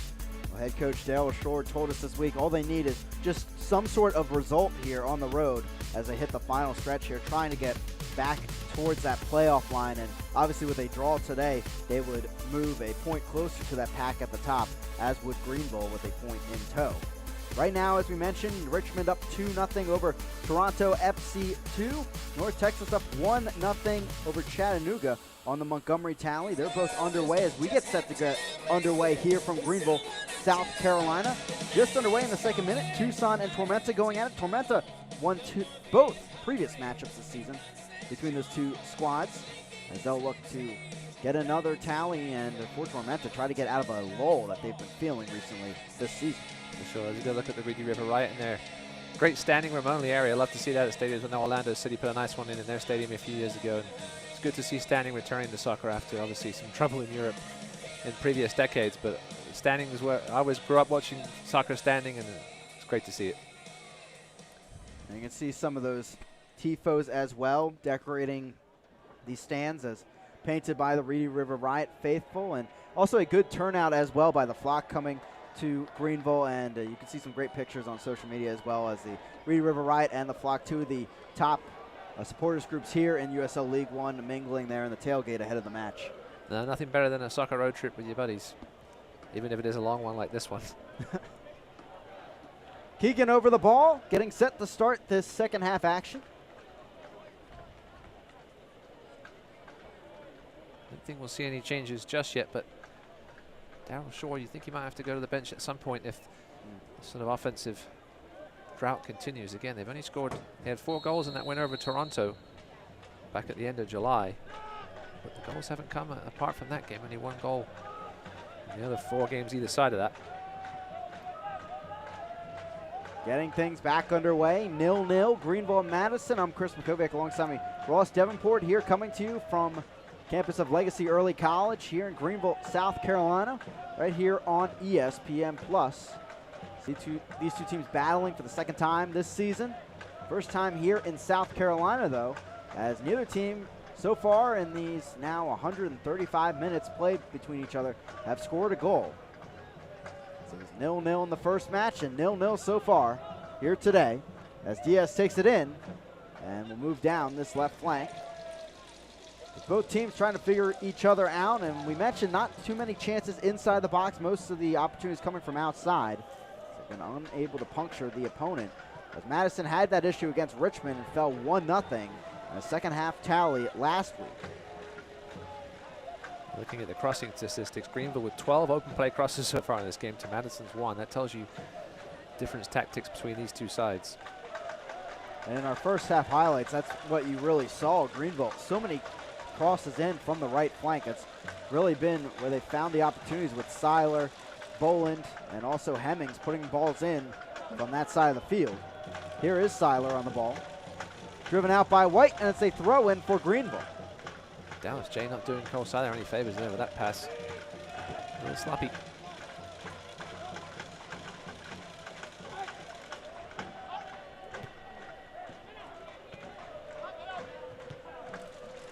I think so far what we've seen here is just 2 very evenly matched teams.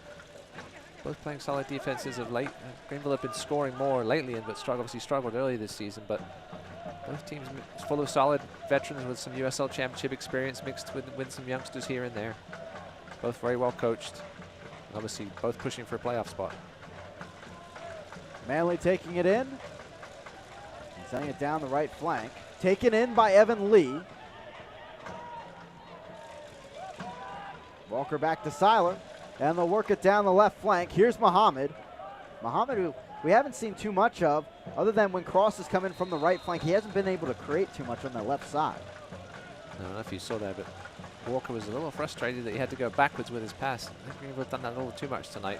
Forward Madison, much more of a direct team when they do want to go forward, unlike Greenville, which don't go long very often.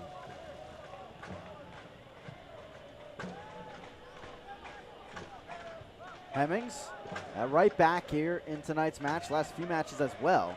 Bowen over to Polak as Madison really pressing things early on in this second half. Yeah, they be careful here. Keegan, quick turn. He'll service it out wide. Here's Hemmings moving up the field.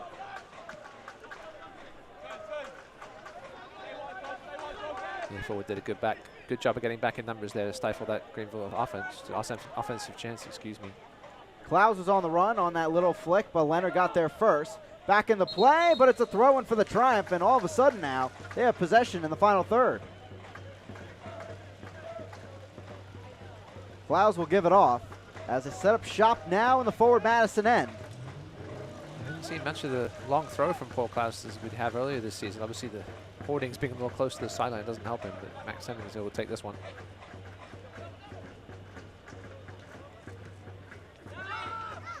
Smart playing it back towards the upper midfield. Polak back the other way, headed on by Diaz, and this will trickle back to the Anderson, South Carolina native, Cole Seiler. Tobin up and out of play, and it's another throw in here for Greenville, looking to take it quickly. Yeah, you can see him screaming at the assistant referee there, looking for the handball. It bounced up and hit Max Hemmings in the hand, but no call. Bowen sends it in there. Great stop by Almsberg on the volley. We've seen some superb interceptions from both these center-back pairings tonight, snuffing out those chances inside the 6-yard box, or in and around the 6-yard box, I should say. Oh, lovely. Through the legs of Boland. Now Hemmings onto it. Ball whipped in. Manley dealing with it, heading it back to Polak. Muhammad. Defended well by Manley. It looked like he was trying to get it back on a give and go to Polak. Shot from far out. Klaus skips on and in. Past Silvestri. What's the call here? The referees deciding on the offsides. Yeah, Madison wanted an offside. I'm not sure if anybody interfered with the play or not, or if anybody got good enough look at it to call it back, but Alyssa Nichols is going to have a word with her assistant referee. And the officials will talk this over. I mean, it was strange the way that Silvestri didn't seem to see it, or got a late deflection. It seemed Wyatt Umsberg's claiming it did, but it depends if they got a look at it or not.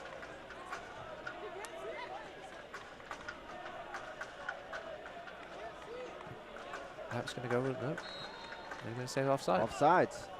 So both these teams now with a goal taken back by offsides. And I had the same reaction, Ross. I saw Silvestri not even motion towards the ball. Let's take a look here. Long distance shot from Gomez. Jake Keegan maybe got a flick. He was definitely offside if he did get a touch. Silvestri looked like he was right there, so you have to assume Keegan got a touch on it, and he was definitely offside.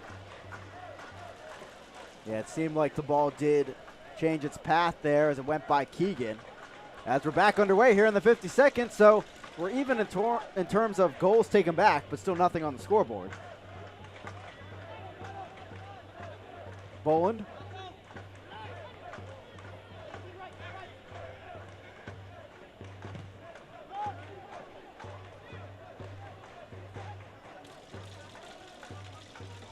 Paolo Jr. spurring on Manley. Cutting around Polak. Good move there by the right back. Putting it in and stopped by Evan Lee. That stayed in play as Muhammad will drive it back down the other way. That was nice there from Carter Manley. You don't see Tyler Polak get made look that ordinary very often. Carter Manley with some superb footwork.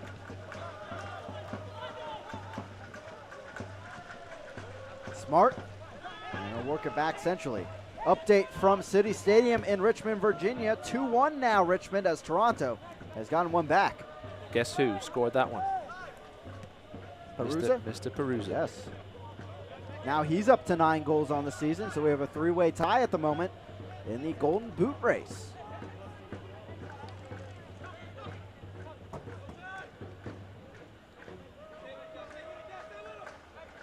Walker drives this one in low, cleared by Smart.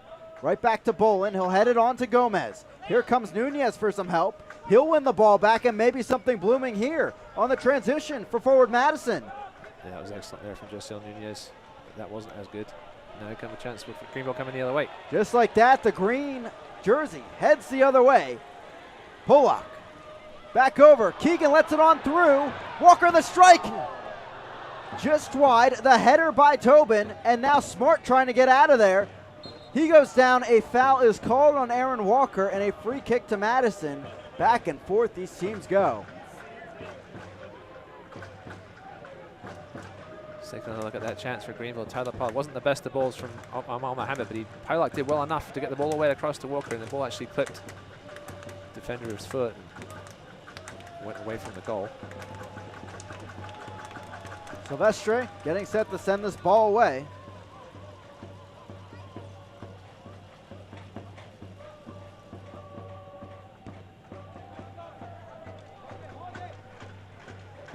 Headed up by White. Out of play, and a Greenville throw-in.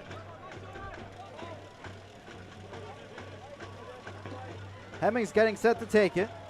5 shots apiece for these two sides, and 1 shot on target apiece.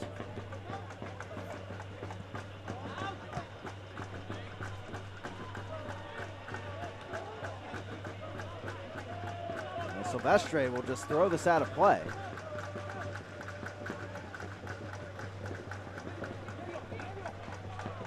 He was retrieving it for Madison. As Greenville gets us going again.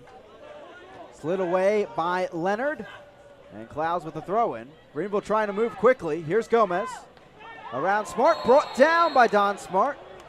And that'll be a yellow card for the Madison forward. Yeah, nice move there by Carlos Gomez. Just caught Don Smart a little flat-footed, and it's probably a smart foul on the end to stop the potential dangerous ball to the box. Ladies and gentlemen, your attention, please. Yeah, he just lunged in there.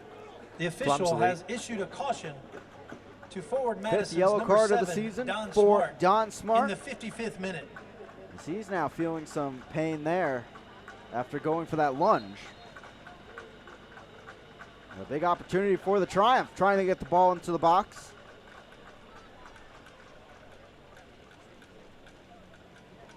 And some of the other Madison players checking in now on their winger. And he'll need the trainer to come on. That'd be a big loss if he's unable to continue, of course. Madison do have some options on the bench in the form of Zaire Barkley, Dan Sonorio, who can both play that right side attacking midfield role either or. No real true strikers, well, two center forwards on the bench though. Don Smart spending 4 years with Indy 11. Most recently in 2017, putting in 10 goals and 12 assists in his 95 appearances.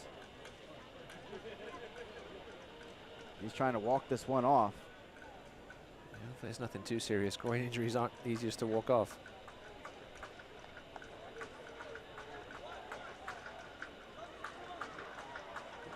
Third on the team in created chances entering today with 29.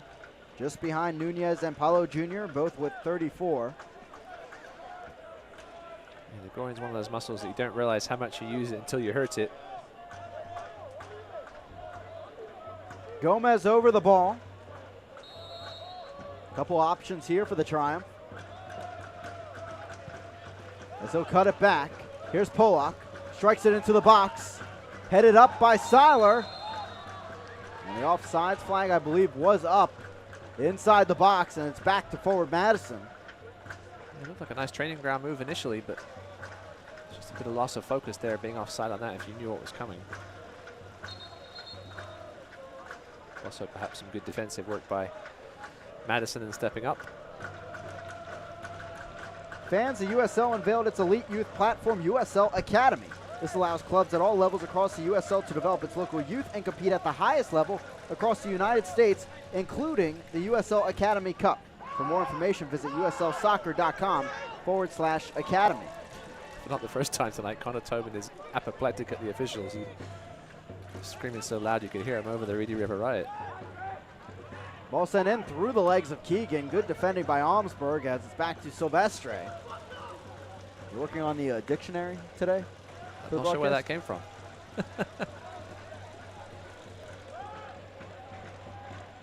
Ball ahead. Lee trying to deal with it. Out comes Jay, and he'll kick this into the night here in Greenville.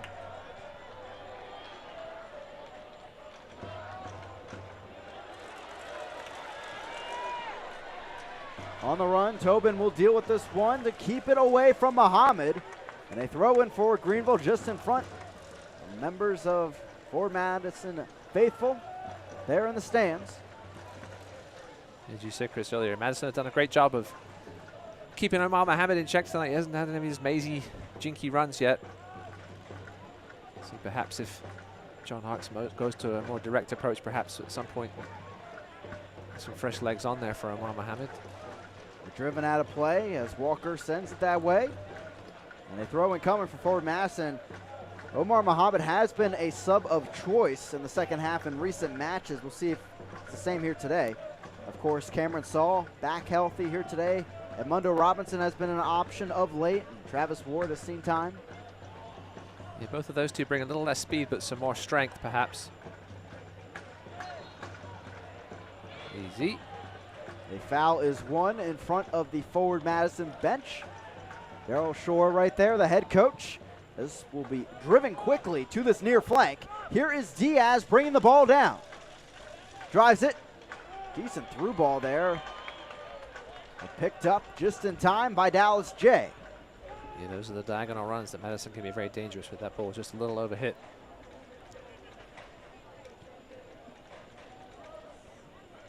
Dallas J, once again, as it has been most of this season, hasn't had a whole lot to do. Tonight made that one decent save from Don Smart at his near post. Out of play, back to the Triumph as they move down the field here in the 60th.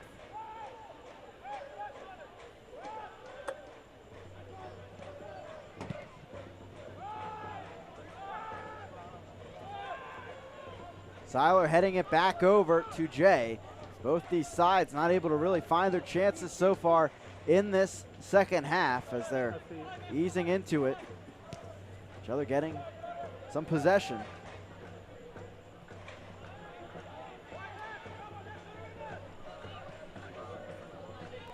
Keegan losing it there, Smart. And he'll work it to the far flank.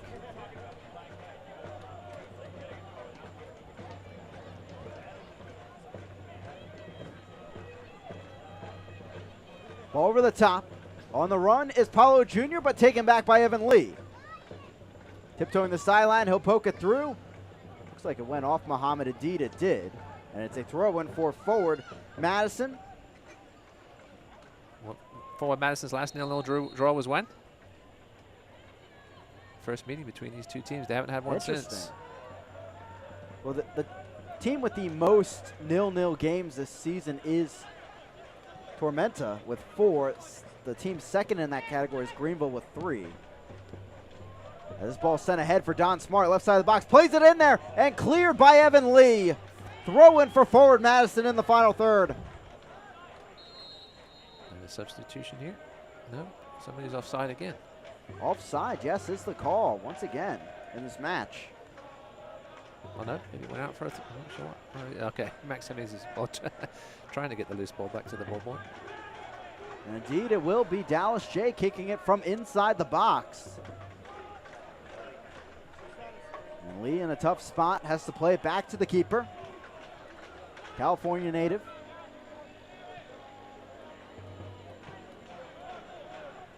Walker stepping up. Playing it wide, here's Hemmings.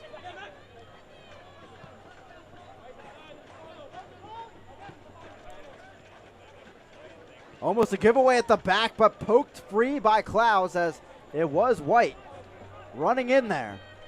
Now Lee steps up, trying the left flank with Polak. Muhammad through traffic, through the legs of Leonard. After it goes to the defensive midfielder, but so does Walker. Through traffic, towards the box.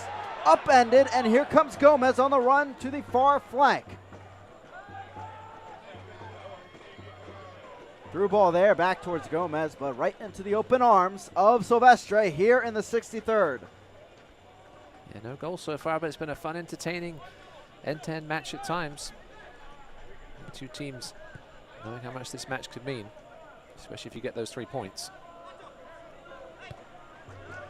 Diaz back centrally with Leonard. Here comes forward Madison.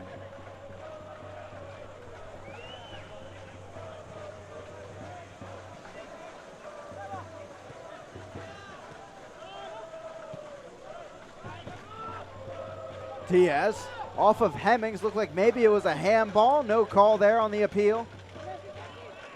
Banks goes down on the foul by Hemmings. It's a free kick now for Madison. Same area first half, nearly getting a goal. We'll see what they can do here. That's just a silly foul from Max Hemmings. JC Banks in no danger, going away from goal with little help, and just a silly shove from Hemmings, really. Hopefully, for his sake, nothing comes of this. Banks and Nunez standing over the ball. Nunez working his way towards that corner flag. They're trying to draw Gomez out of the way. Smart, back to Banks. Banks gets under this one and sailing harmlessly out of play towards the Reedy River right. Goal kick for Greenville. Ladies and gentlemen, your attention please. Substitution for Greenville and in the there 64th is Kevin minute. Paulitz, the former Wake Forest player, coming on for Evan Lee. And an interesting substitution there. Maybe 12, some more speed Evan at the back Lee. with that back line. No, Evan Lee's worked extremely hard tonight, keeping tabs on both sides of this three-pronged attack. Kevin Paulitz comes in with looks like a brace on his left hand. It wasn't the injury that was reported. He missed he didn't start last week with an ankle injury and came off the bench late and didn't start again after tweaking it at practice on Thursday. But it's apparently okay for 25 minutes plus tonight. He's been one of the better unheralded central defenders in this league so far this season. And Paulitz, 1 goal and now his 19 appearances, the Morganville, New Jersey native. Spending plenty of his career with the New York Red Bulls organization as a foul is called. And a ball won by Greenville on the collision in the air. Yeah, just to get some fresh legs back there. As I said, Evan Lee's worked extremely hard tonight. Gets a deserved rest. Out of play, and just like that, back to forward Madison here in the 65th. But not a substitute that really changes things offensively for either side. As a defensive switch like for like there for Greenville. We saw Paulitz come on late in the last match and certainly does the same here today.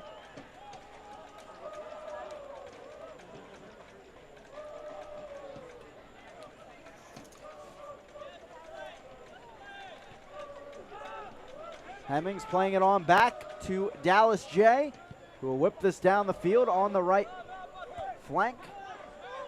Back to Eric Leonard. Now Don Smart. Ahead for Smart. Slide in there by Hemmings, a bit wild as it's back to the Triumph. Here comes Walker with space. Leonard closing in on him. Out to Muhammad. We'll have to deal with Manley. It's been a tough battle for Muhammad here today.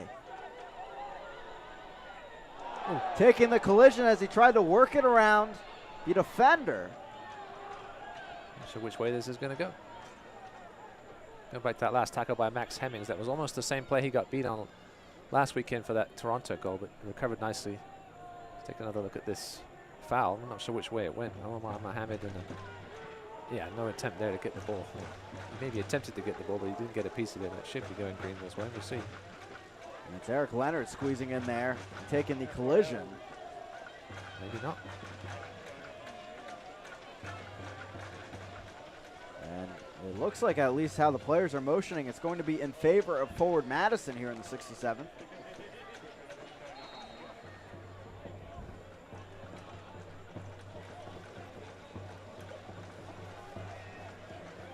Manley with the throw-in on the far side.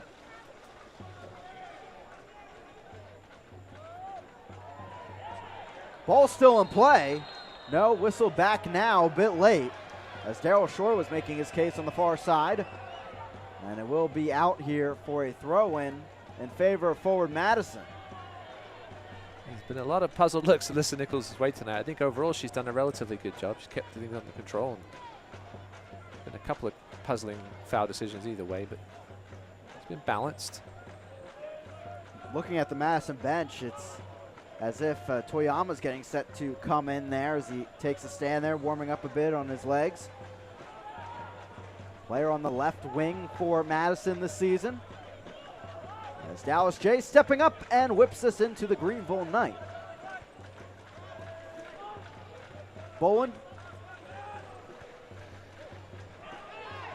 Yeah, if Giro does come on, and interesting to see where he does end up, it'll certainly tell us what Darryl Shaw wants to do with this game, because he can also play left back. But I think he wants the 3 points, but he also doesn't want to give away the 3 points, and he'll take the draw. Cut back. Nunez stepping up, but Paulitz is there. Great build-up down the right flank for Madison. They get a throw-in out of it as Alyssa Nichols has to make her way back here downfield. And it's J.C. Banks down, holding his left leg there in the Madison half. Well, this injury might make up Darryl Shaw's mind for him. Banks clearly in a bit of pain as the trainer will be waved on here in the 69th. Another look here.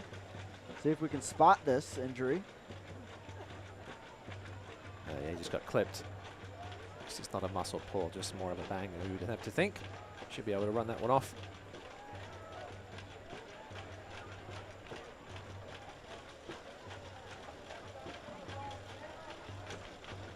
You can see some thunderstorms building in the distance.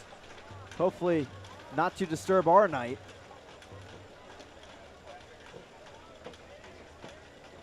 So Toyama coming on, and we're hearing for Oliver White, in fact. And we'll see certainly how this affects the top of the formation. We'll see if they stick with that sub. And indeed it will be Oliver White making way for Toyama.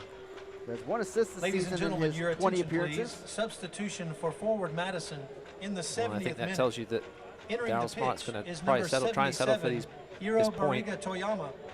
Bringing off your only centre leaving forward on the the field. He match, does have a yellow number card, Oliver 20, White, so maybe being a little Oliver careful in that White. regards as well. But Toyama can play on that left wing. Looks like he's moving some people about. We'll see what happens here, position-wise.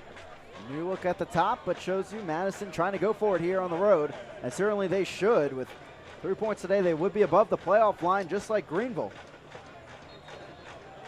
Looking around League One, 2-1 Richmond in the 73rd, 1-0 North Texas in the 73rd, and in the 28th now, 0-0 between Tormenta and Tucson. Politz trying to deal with this one. He'll bat it back down the field.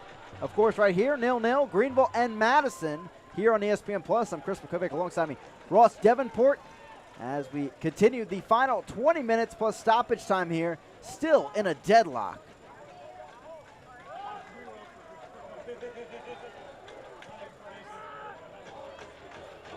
Seiler stepping up. They'll work it down the near flank. There's Hemmings. Pressure from Toyama, who's worked to that left flank. It seems as though Paulo Jr. will be at the top. Smart moves to the right side.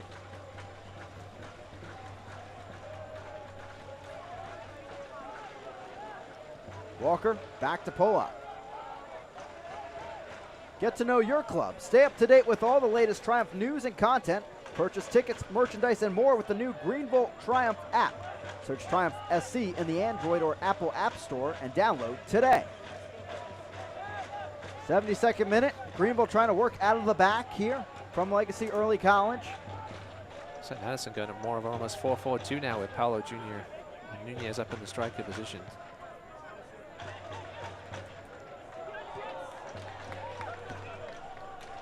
For Greenville, 11 of their 20 goals this season have come in the final 30 minutes of play in these matches.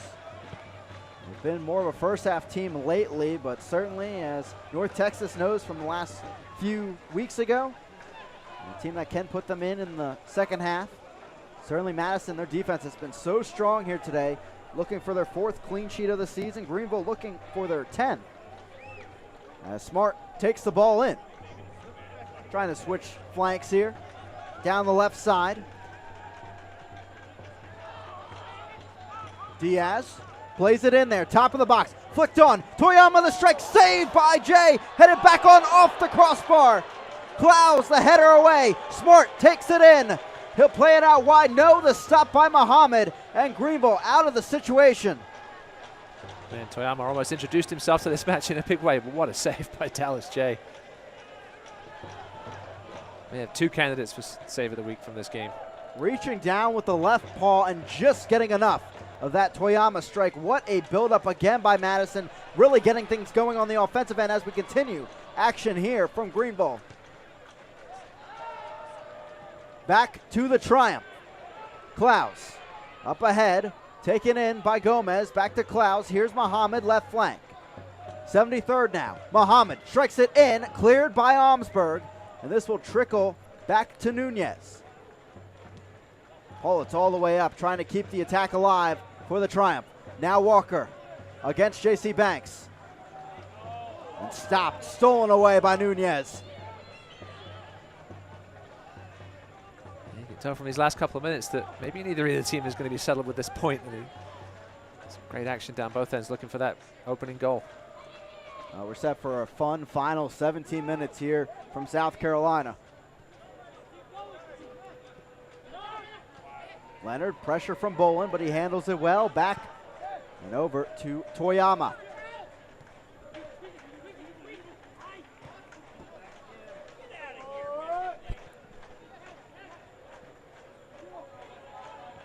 Nunez, through ball to Toyama. Back to Diaz.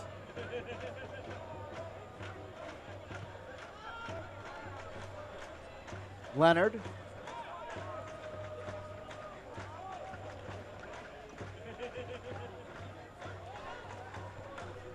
Madison trying to find the right angle here in the 75th.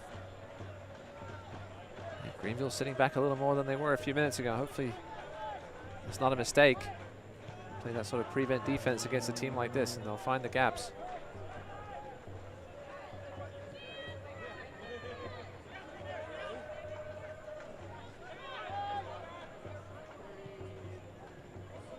Paulo Jr.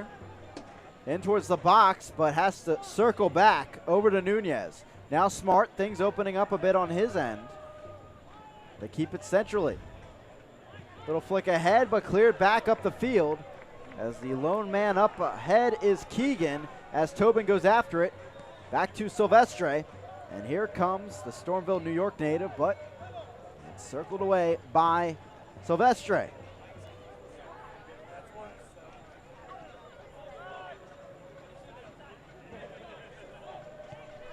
Things really dying down here in Greenville in the last minute or two, as Madison just trying to find the right angle, and this is what the problem was against Richmond last week. There's a lot of bodies behind the ball, and this is what certainly Coach Harks and Greenville does so well if they want to. Banks spinning away. Through ball ahead, through the feet of Bolin. Toyama the strike, and a save there. It's Hemmings on the tackle, and a corner kick coming for forward Madison. Man, Toyama's really made himself a nuisance here since coming on, finding tons of space on that left-hand side. Kick for Madison. Turning Max Hemmings inside out. Substitution here, perhaps. Now we're Ladies and hearing gentlemen, your substitutions attention, come on. Chris Bermudez and Edmundo Robinson look to come on for Greenville. Of course, there are two final substitutions here this evening. Chris Bermudez we haven't seen for quite a while, but a creative 1v1 player coming on for Paul Clowes. Yeah, I think this is in response to that Toyama substitution that showed that Darryl Shore, we didn't know exactly where he was going to come on when he initially walked on the field, whether it was left back or left wing, but he's gone left wing and caused absolute havoc so far. See if Chris Bermudez can do the same thing for Greenville. An additional substitution for We'll see how this changes things up as well in the formation as he talks it over with Jay Keegan. Number 31, Edmundo Robinson. Robinson coming on now. Match, number 2, Dominic For Bolin. Dom Bolin, that a like for like on the right wing, as Robinson has put in some good minutes so far in these last few matches. He has 1 goal this season. The PK he won against North Texas late on to make it 4-0 a few weeks ago. All these substitutions ensure we're going to have a very fun last 15 minutes or so with some really exciting players coming onto the field with flair. Ball whipped in, headed away by Paulitz. Up and out of play, as it's a corner kick for forward Madison. But here it is with the Greenville formation. I'm not sure how you put these guys together. You have lethal wingers out there in Robinson, Bermudez, and Muhammad, but only 2 spots around Keegan. And Gomez is still out there as well. I'm not sure we've seen an offensive lineup like this season from John Harks. No, it shows his attacking intent. I think Chris Bermudez can slot in perhaps in the middle if he had to. See where they end up setting up. Ball whipped in, headed up by Almsberg. And Jay coming in, calling off Polak. And here come the Triumph. On the run is Muhammad, but so is Diaz. And looks like he'll get there first and clear it up and out of play. It's a throw-in for the Triumph. Quickly taken. Bermudez right behind Muhammad. He'll give it off. Bermudez back with it. Union City, New Jersey native. Over to Walker. Down the right side, here is Robinson. Coming up is Hemmings alongside him. Robinson through ball. Hemmings did not see it going that route.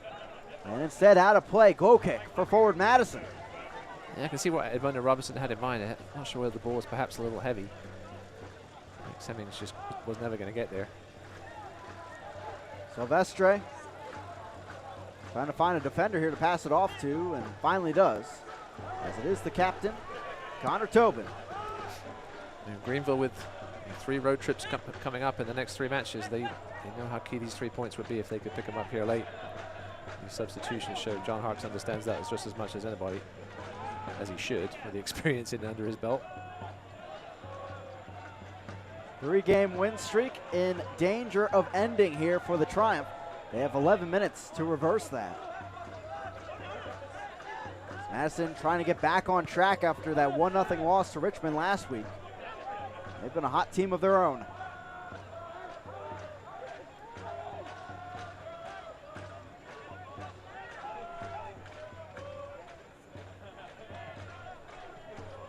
Walker playing it on back, and you called it right, Ross. It seems like Bermudez lining up as an attacking midfielder in the central area of the field, and Gomez maybe taking a step back, more of that Paul Clowes, Aaron Walker role.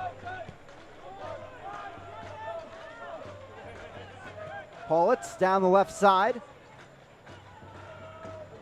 Robinson in towards the box and cleared away by Almsberg. Right back to Greenville. Here is Paulitz.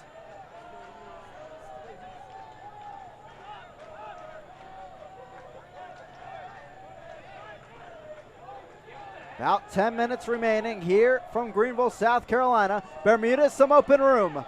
Bermudez plays it in, and a wide open look for Keegan, but the ball a bit too far from him. Deflection, is this a corner kick? It looks like it will be as Hemmings comes up towards the ball. Another look here in the 81st. Yeah, Chris Bermudez finding some space in the channels, which is, as you said, Chris, that's where he's been brought on to kind of roam there.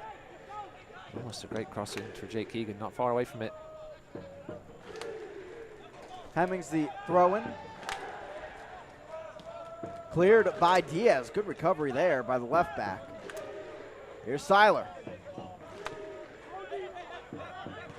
Seiler, right flank now. Walker.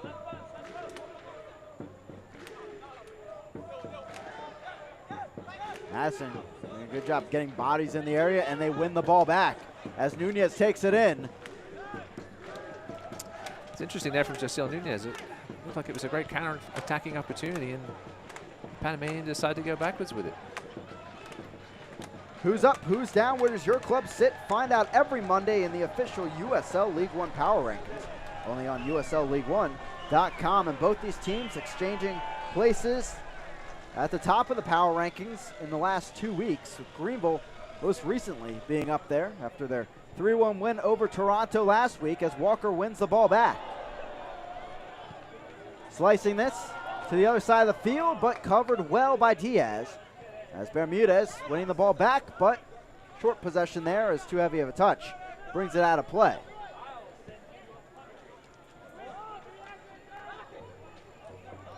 Pollock knocks it on back. Smart is there and cleared by Jay as he leaped over the Greenville keeper. Oh, what a mistake there at the back by Pollock. And nearly one of the MVP candidates pouncing on it. If he wasn't already breathing heavily from these 82 minutes of action, he was definitely breathing big time heavy after that mistimed back pass. It was just a little short, and Dallas J had to make an immediate decision, and it was the right one in the end. Down the far flank. Nunez cutting around, but his pass going to Paulitz. Paulo Jr. sending it to Smart. Cleared by Gomez. Now Robinson. Too heavy of a touch, right back to Diaz, who's put in a good about 3 minutes here with a couple big stops.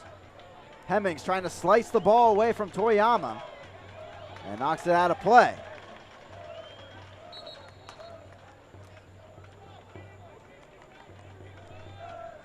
Throw-in coming for Diaz as we take a look at this play by Jay. Yeah, Don Smart almost had to hold up because he saw Dallas J coming, and Tyler Pollock with his unfavored right foot, and that was almost an absolute disaster. The other Memphis 901 FC loanee, Louis Bennett, coming on now for Paulo Jr. Bennett now making his 6th appearance of the season. He has 1 assist in tow for the Shorewood, Wisconsin native, substitution former for Madison Marquette player. In the 84th minute, entering the match, number 21, Louis Bennett, and leaving the match, number 11, Paulo Jr. Paulo Jr. coming off here in the 84th. Yeah, pretty quiet night for Paulo Jr. for the veteran. Didn't do a whole lot on either the right or left wing.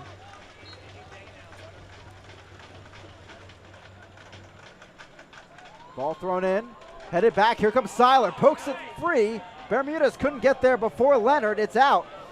And it stays with forward Madison.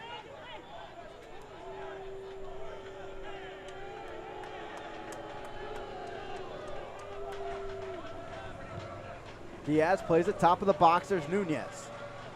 Flicks it up. Plays it back to left wing. There's Banks cutting past Hemmings the strike, but right into the open arms of Jay.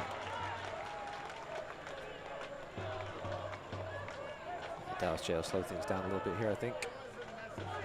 Try and cool off this Madison offensive attack that's been pretty potent here in the last 15 minutes.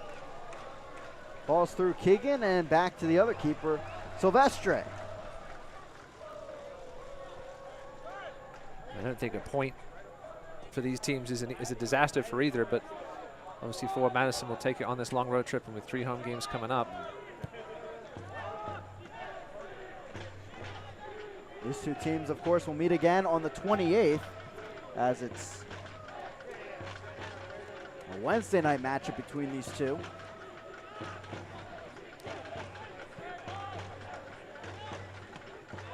Knocked up by Robinson, and it's staying with Greenville. An update from Richmond. Looks like it's 2-2 now between Toronto and Richmond. 2-0 North Texas now over Chattanooga, and still 0-0 down in Statesboro as they're about to hit halftime. Yeah, well, those results stand. That's if both these teams will pick up a point on Chattanooga. North Texas, you have to think, obviously they've been on a bit of a slump lately, but still one of the better teams in the league, and with those games in hand on Lansing could definitely get that #1 spot back. I don't think either of these two teams is worried about North Texas at the moment. Smart trying to get around Pollock. He'll play the ball in. There's Hemmings, who deals with it briefly, but Toyama's going to keep this in play. No, in fact, will work it out for a corner kick. Corner for Madison. For a team like North Texas, they've been potent with Demus and Pepe out there. Pepe back from a short stint with FC Dallas, and all these defenses have been able just to focus on him, but with Demus now back healthy after missing a few games, tough to obviously cover both of those players. Yeah, no, they're still the class of the league despite this recent slump, I think. Bennett plays it in, header away by Paulitz. Manley keeping the ball up for Madison. Now Bennett plays it back in there, knocked down, Bermudez. Lovely Through for Chris Bennett. Bermudez. And now Gomez trying to get the attack going again, but no, loses it to Manley. And Madison trying to build here. Find a late goal on the road. Offsides, the flag is up on Madison, and it will be a free kick for the Triumph.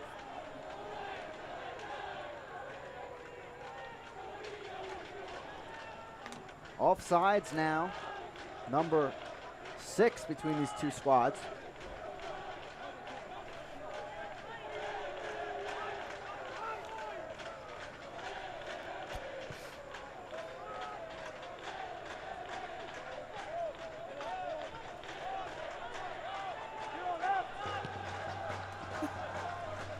Stepping up, over the top, Manley letting it go out of play, and it will be a goal kick for forward Madison, as Silvestre trying to build from the back here with his team.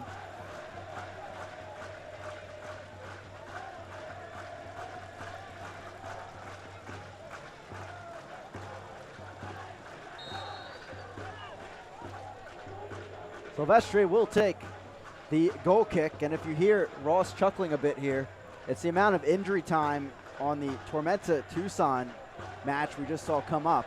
And they did have a unfortunate injury there early on in that match as the ambulance had to come on the field, but I've never seen that much stoppage time in a match for sure.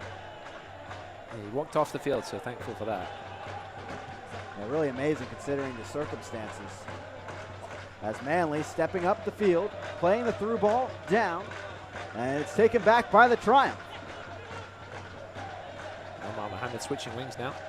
Mohammed stepping up. Robinson, a good look on that left wing. He'll take it on the through ball. Stepping up, trying to get past Manley, goes down, but out of play. And not much there to look at in terms of a penalty call, but it will be a goal kick for forward Madison as Manley. A good job bodying away Robinson as it went out of play. No, that was perfect there. He clearly done his homework on Edmundo Robinson. Likes to get to that byline and cross it back in. And excellent body work by Carter Manley.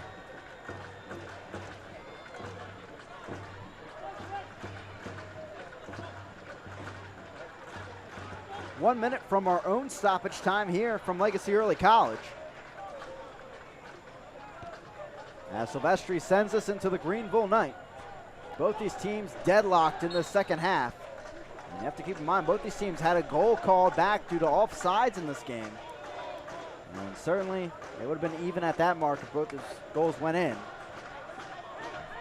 Very even battle, and we're hearing unofficially up to 5 minutes of stoppage time here from the sideline. As Gomez will pass this off over to Paulitz.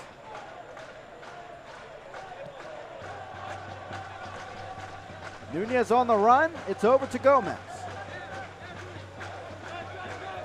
Walker. The fourth official has Curls indicated it to 5 Robinson. minutes of stoppage It is time for the indeed, second as half. you hear at home, 5 minutes of stoppage time. Walker stepping up. 5 minutes for somebody to make themselves a hero. Polak. Hemmings falls over to Gomez. Too heavy of a touch, collides with Tobin. The strike off Almsberg and away out of the box. It was almost Carlos Gomez to be that hero, but great block there by Almsberg in the end. What a stop. We've had a few on either side for these defenses. Corner As for Hemmings Greenville. falling over, Gomez stepping up. He got a little lucky there, but found himself with an open shot from 18 yards, and Almsberg just came across to make the key block. He's heading on target. Former Dartmouth player putting his body on the line, forcing the Greenville corner kick. Gomez on the end of it. Ball sent in. Headed up by Robinson, still in play. Headed on by Tobin, but it stays with Greenville. Bad pass by Bermudez. Luckily he gets some of his help there from Aaron Walker. Now Muhammad right flank. Gomez met by Bennett. Back to Muhammad. Ball whipped in. Good look. Headed on but over and out of play. As it was the striker, Jake Keegan, nearly getting on the end of that one. Yeah, it was a good ball in, but the distance away from goal and the angle that Jake Keegan took on that was always going to be a difficult one to get on target. But Greenville showing they want these 3 points. Full time from Chattanooga, 2-0 North Texas. As they're back at the top of the table just like that at 38 points. Silvestre sending it into the upstate night. Toyama just it down, gets it right back from Muhammad. Ball falling free to Smart. Offsides, the flag would have been up, but play continues until it goes out.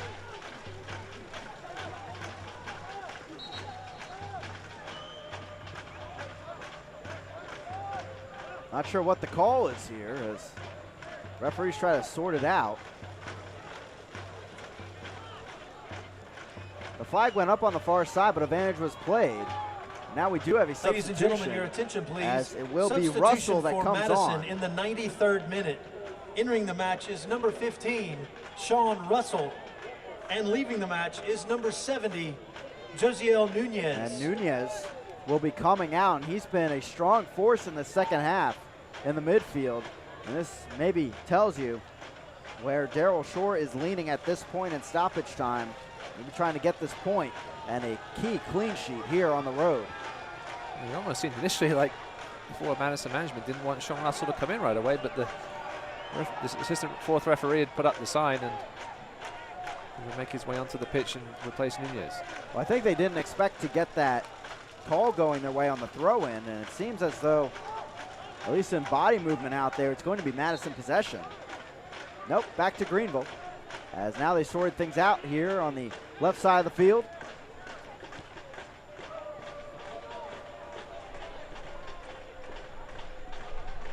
Tackled away, Robinson after it. He wants the call, but no, it's back to Madison as Bennett will head over towards it.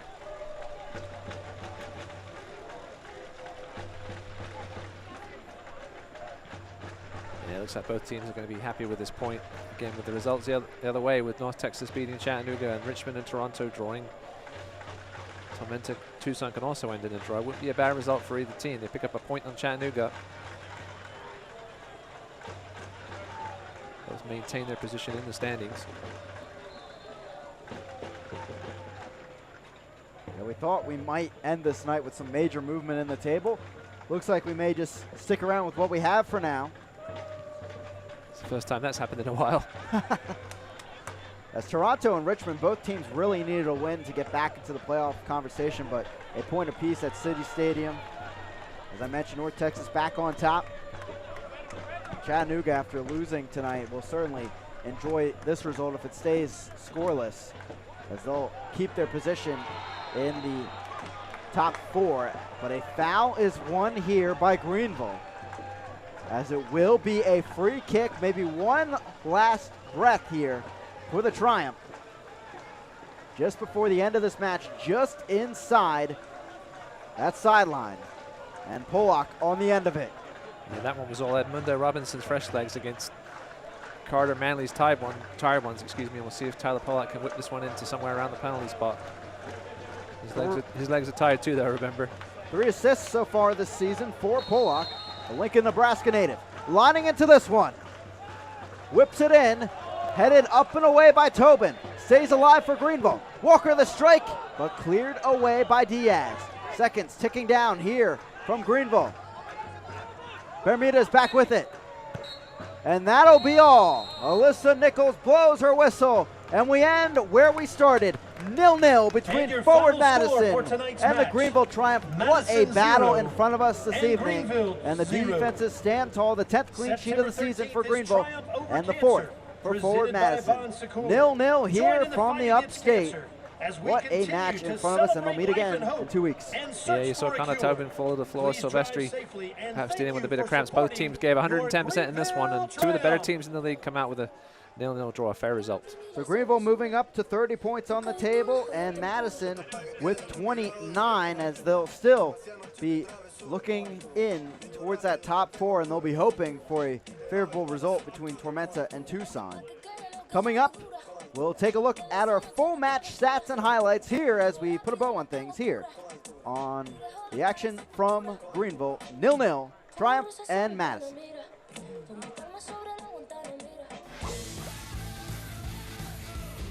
Join Finn's Top Wash Club for unlimited monthly washes at one low price. Finn's Car Wash, proudly created by AAA.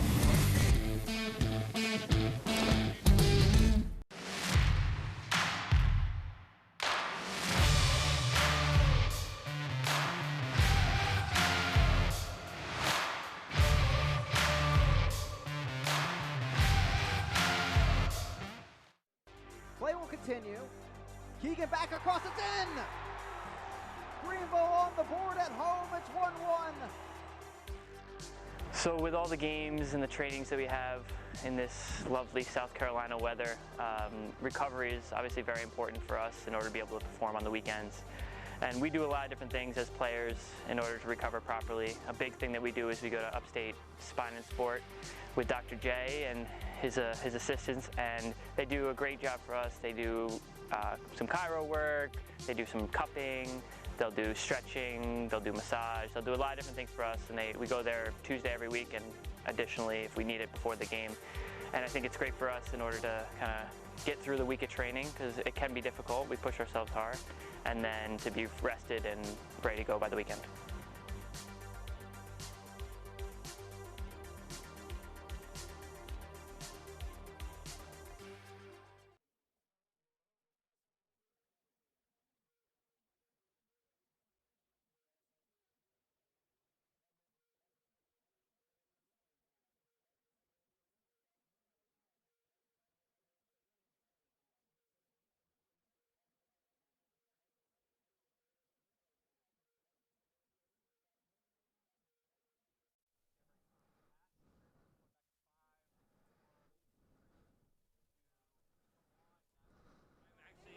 Welcome back here into Greenville, South Carolina. 0-0 between the Triumph and Madison. Great defensive performances, and we'll see this battle again coming up in 2 weeks. But with that, let's check out what happened tonight between these two sides as we take a look at our full match highlights.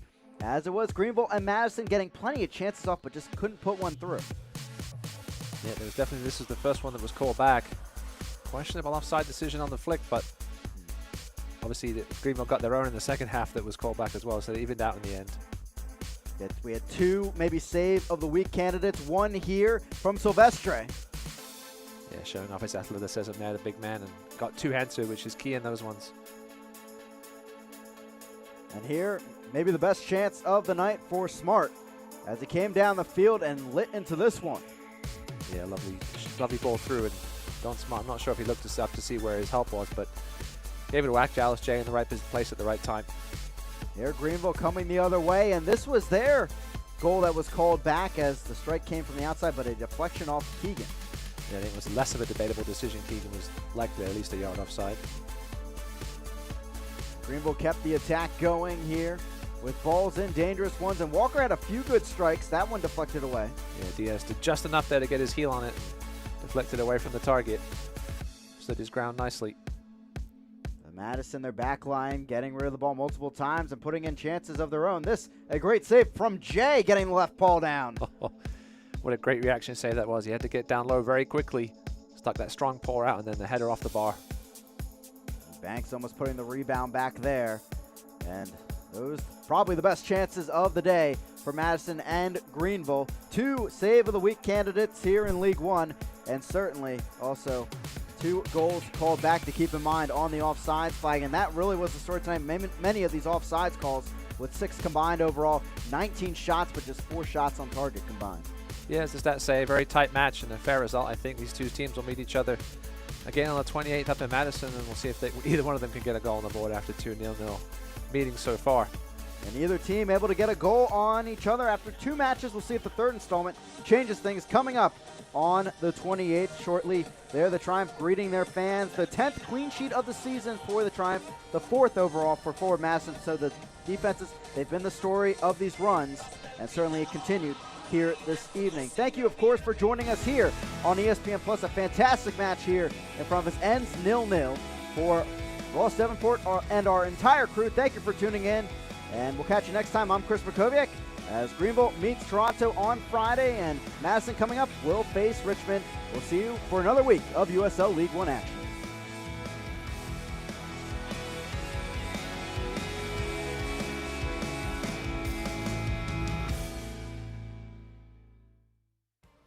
This copyrighted telecast of the United Soccer League League One cannot be retransmitted, rebroadcast, or reproduced without the expressed written consent of the United Soccer League League One.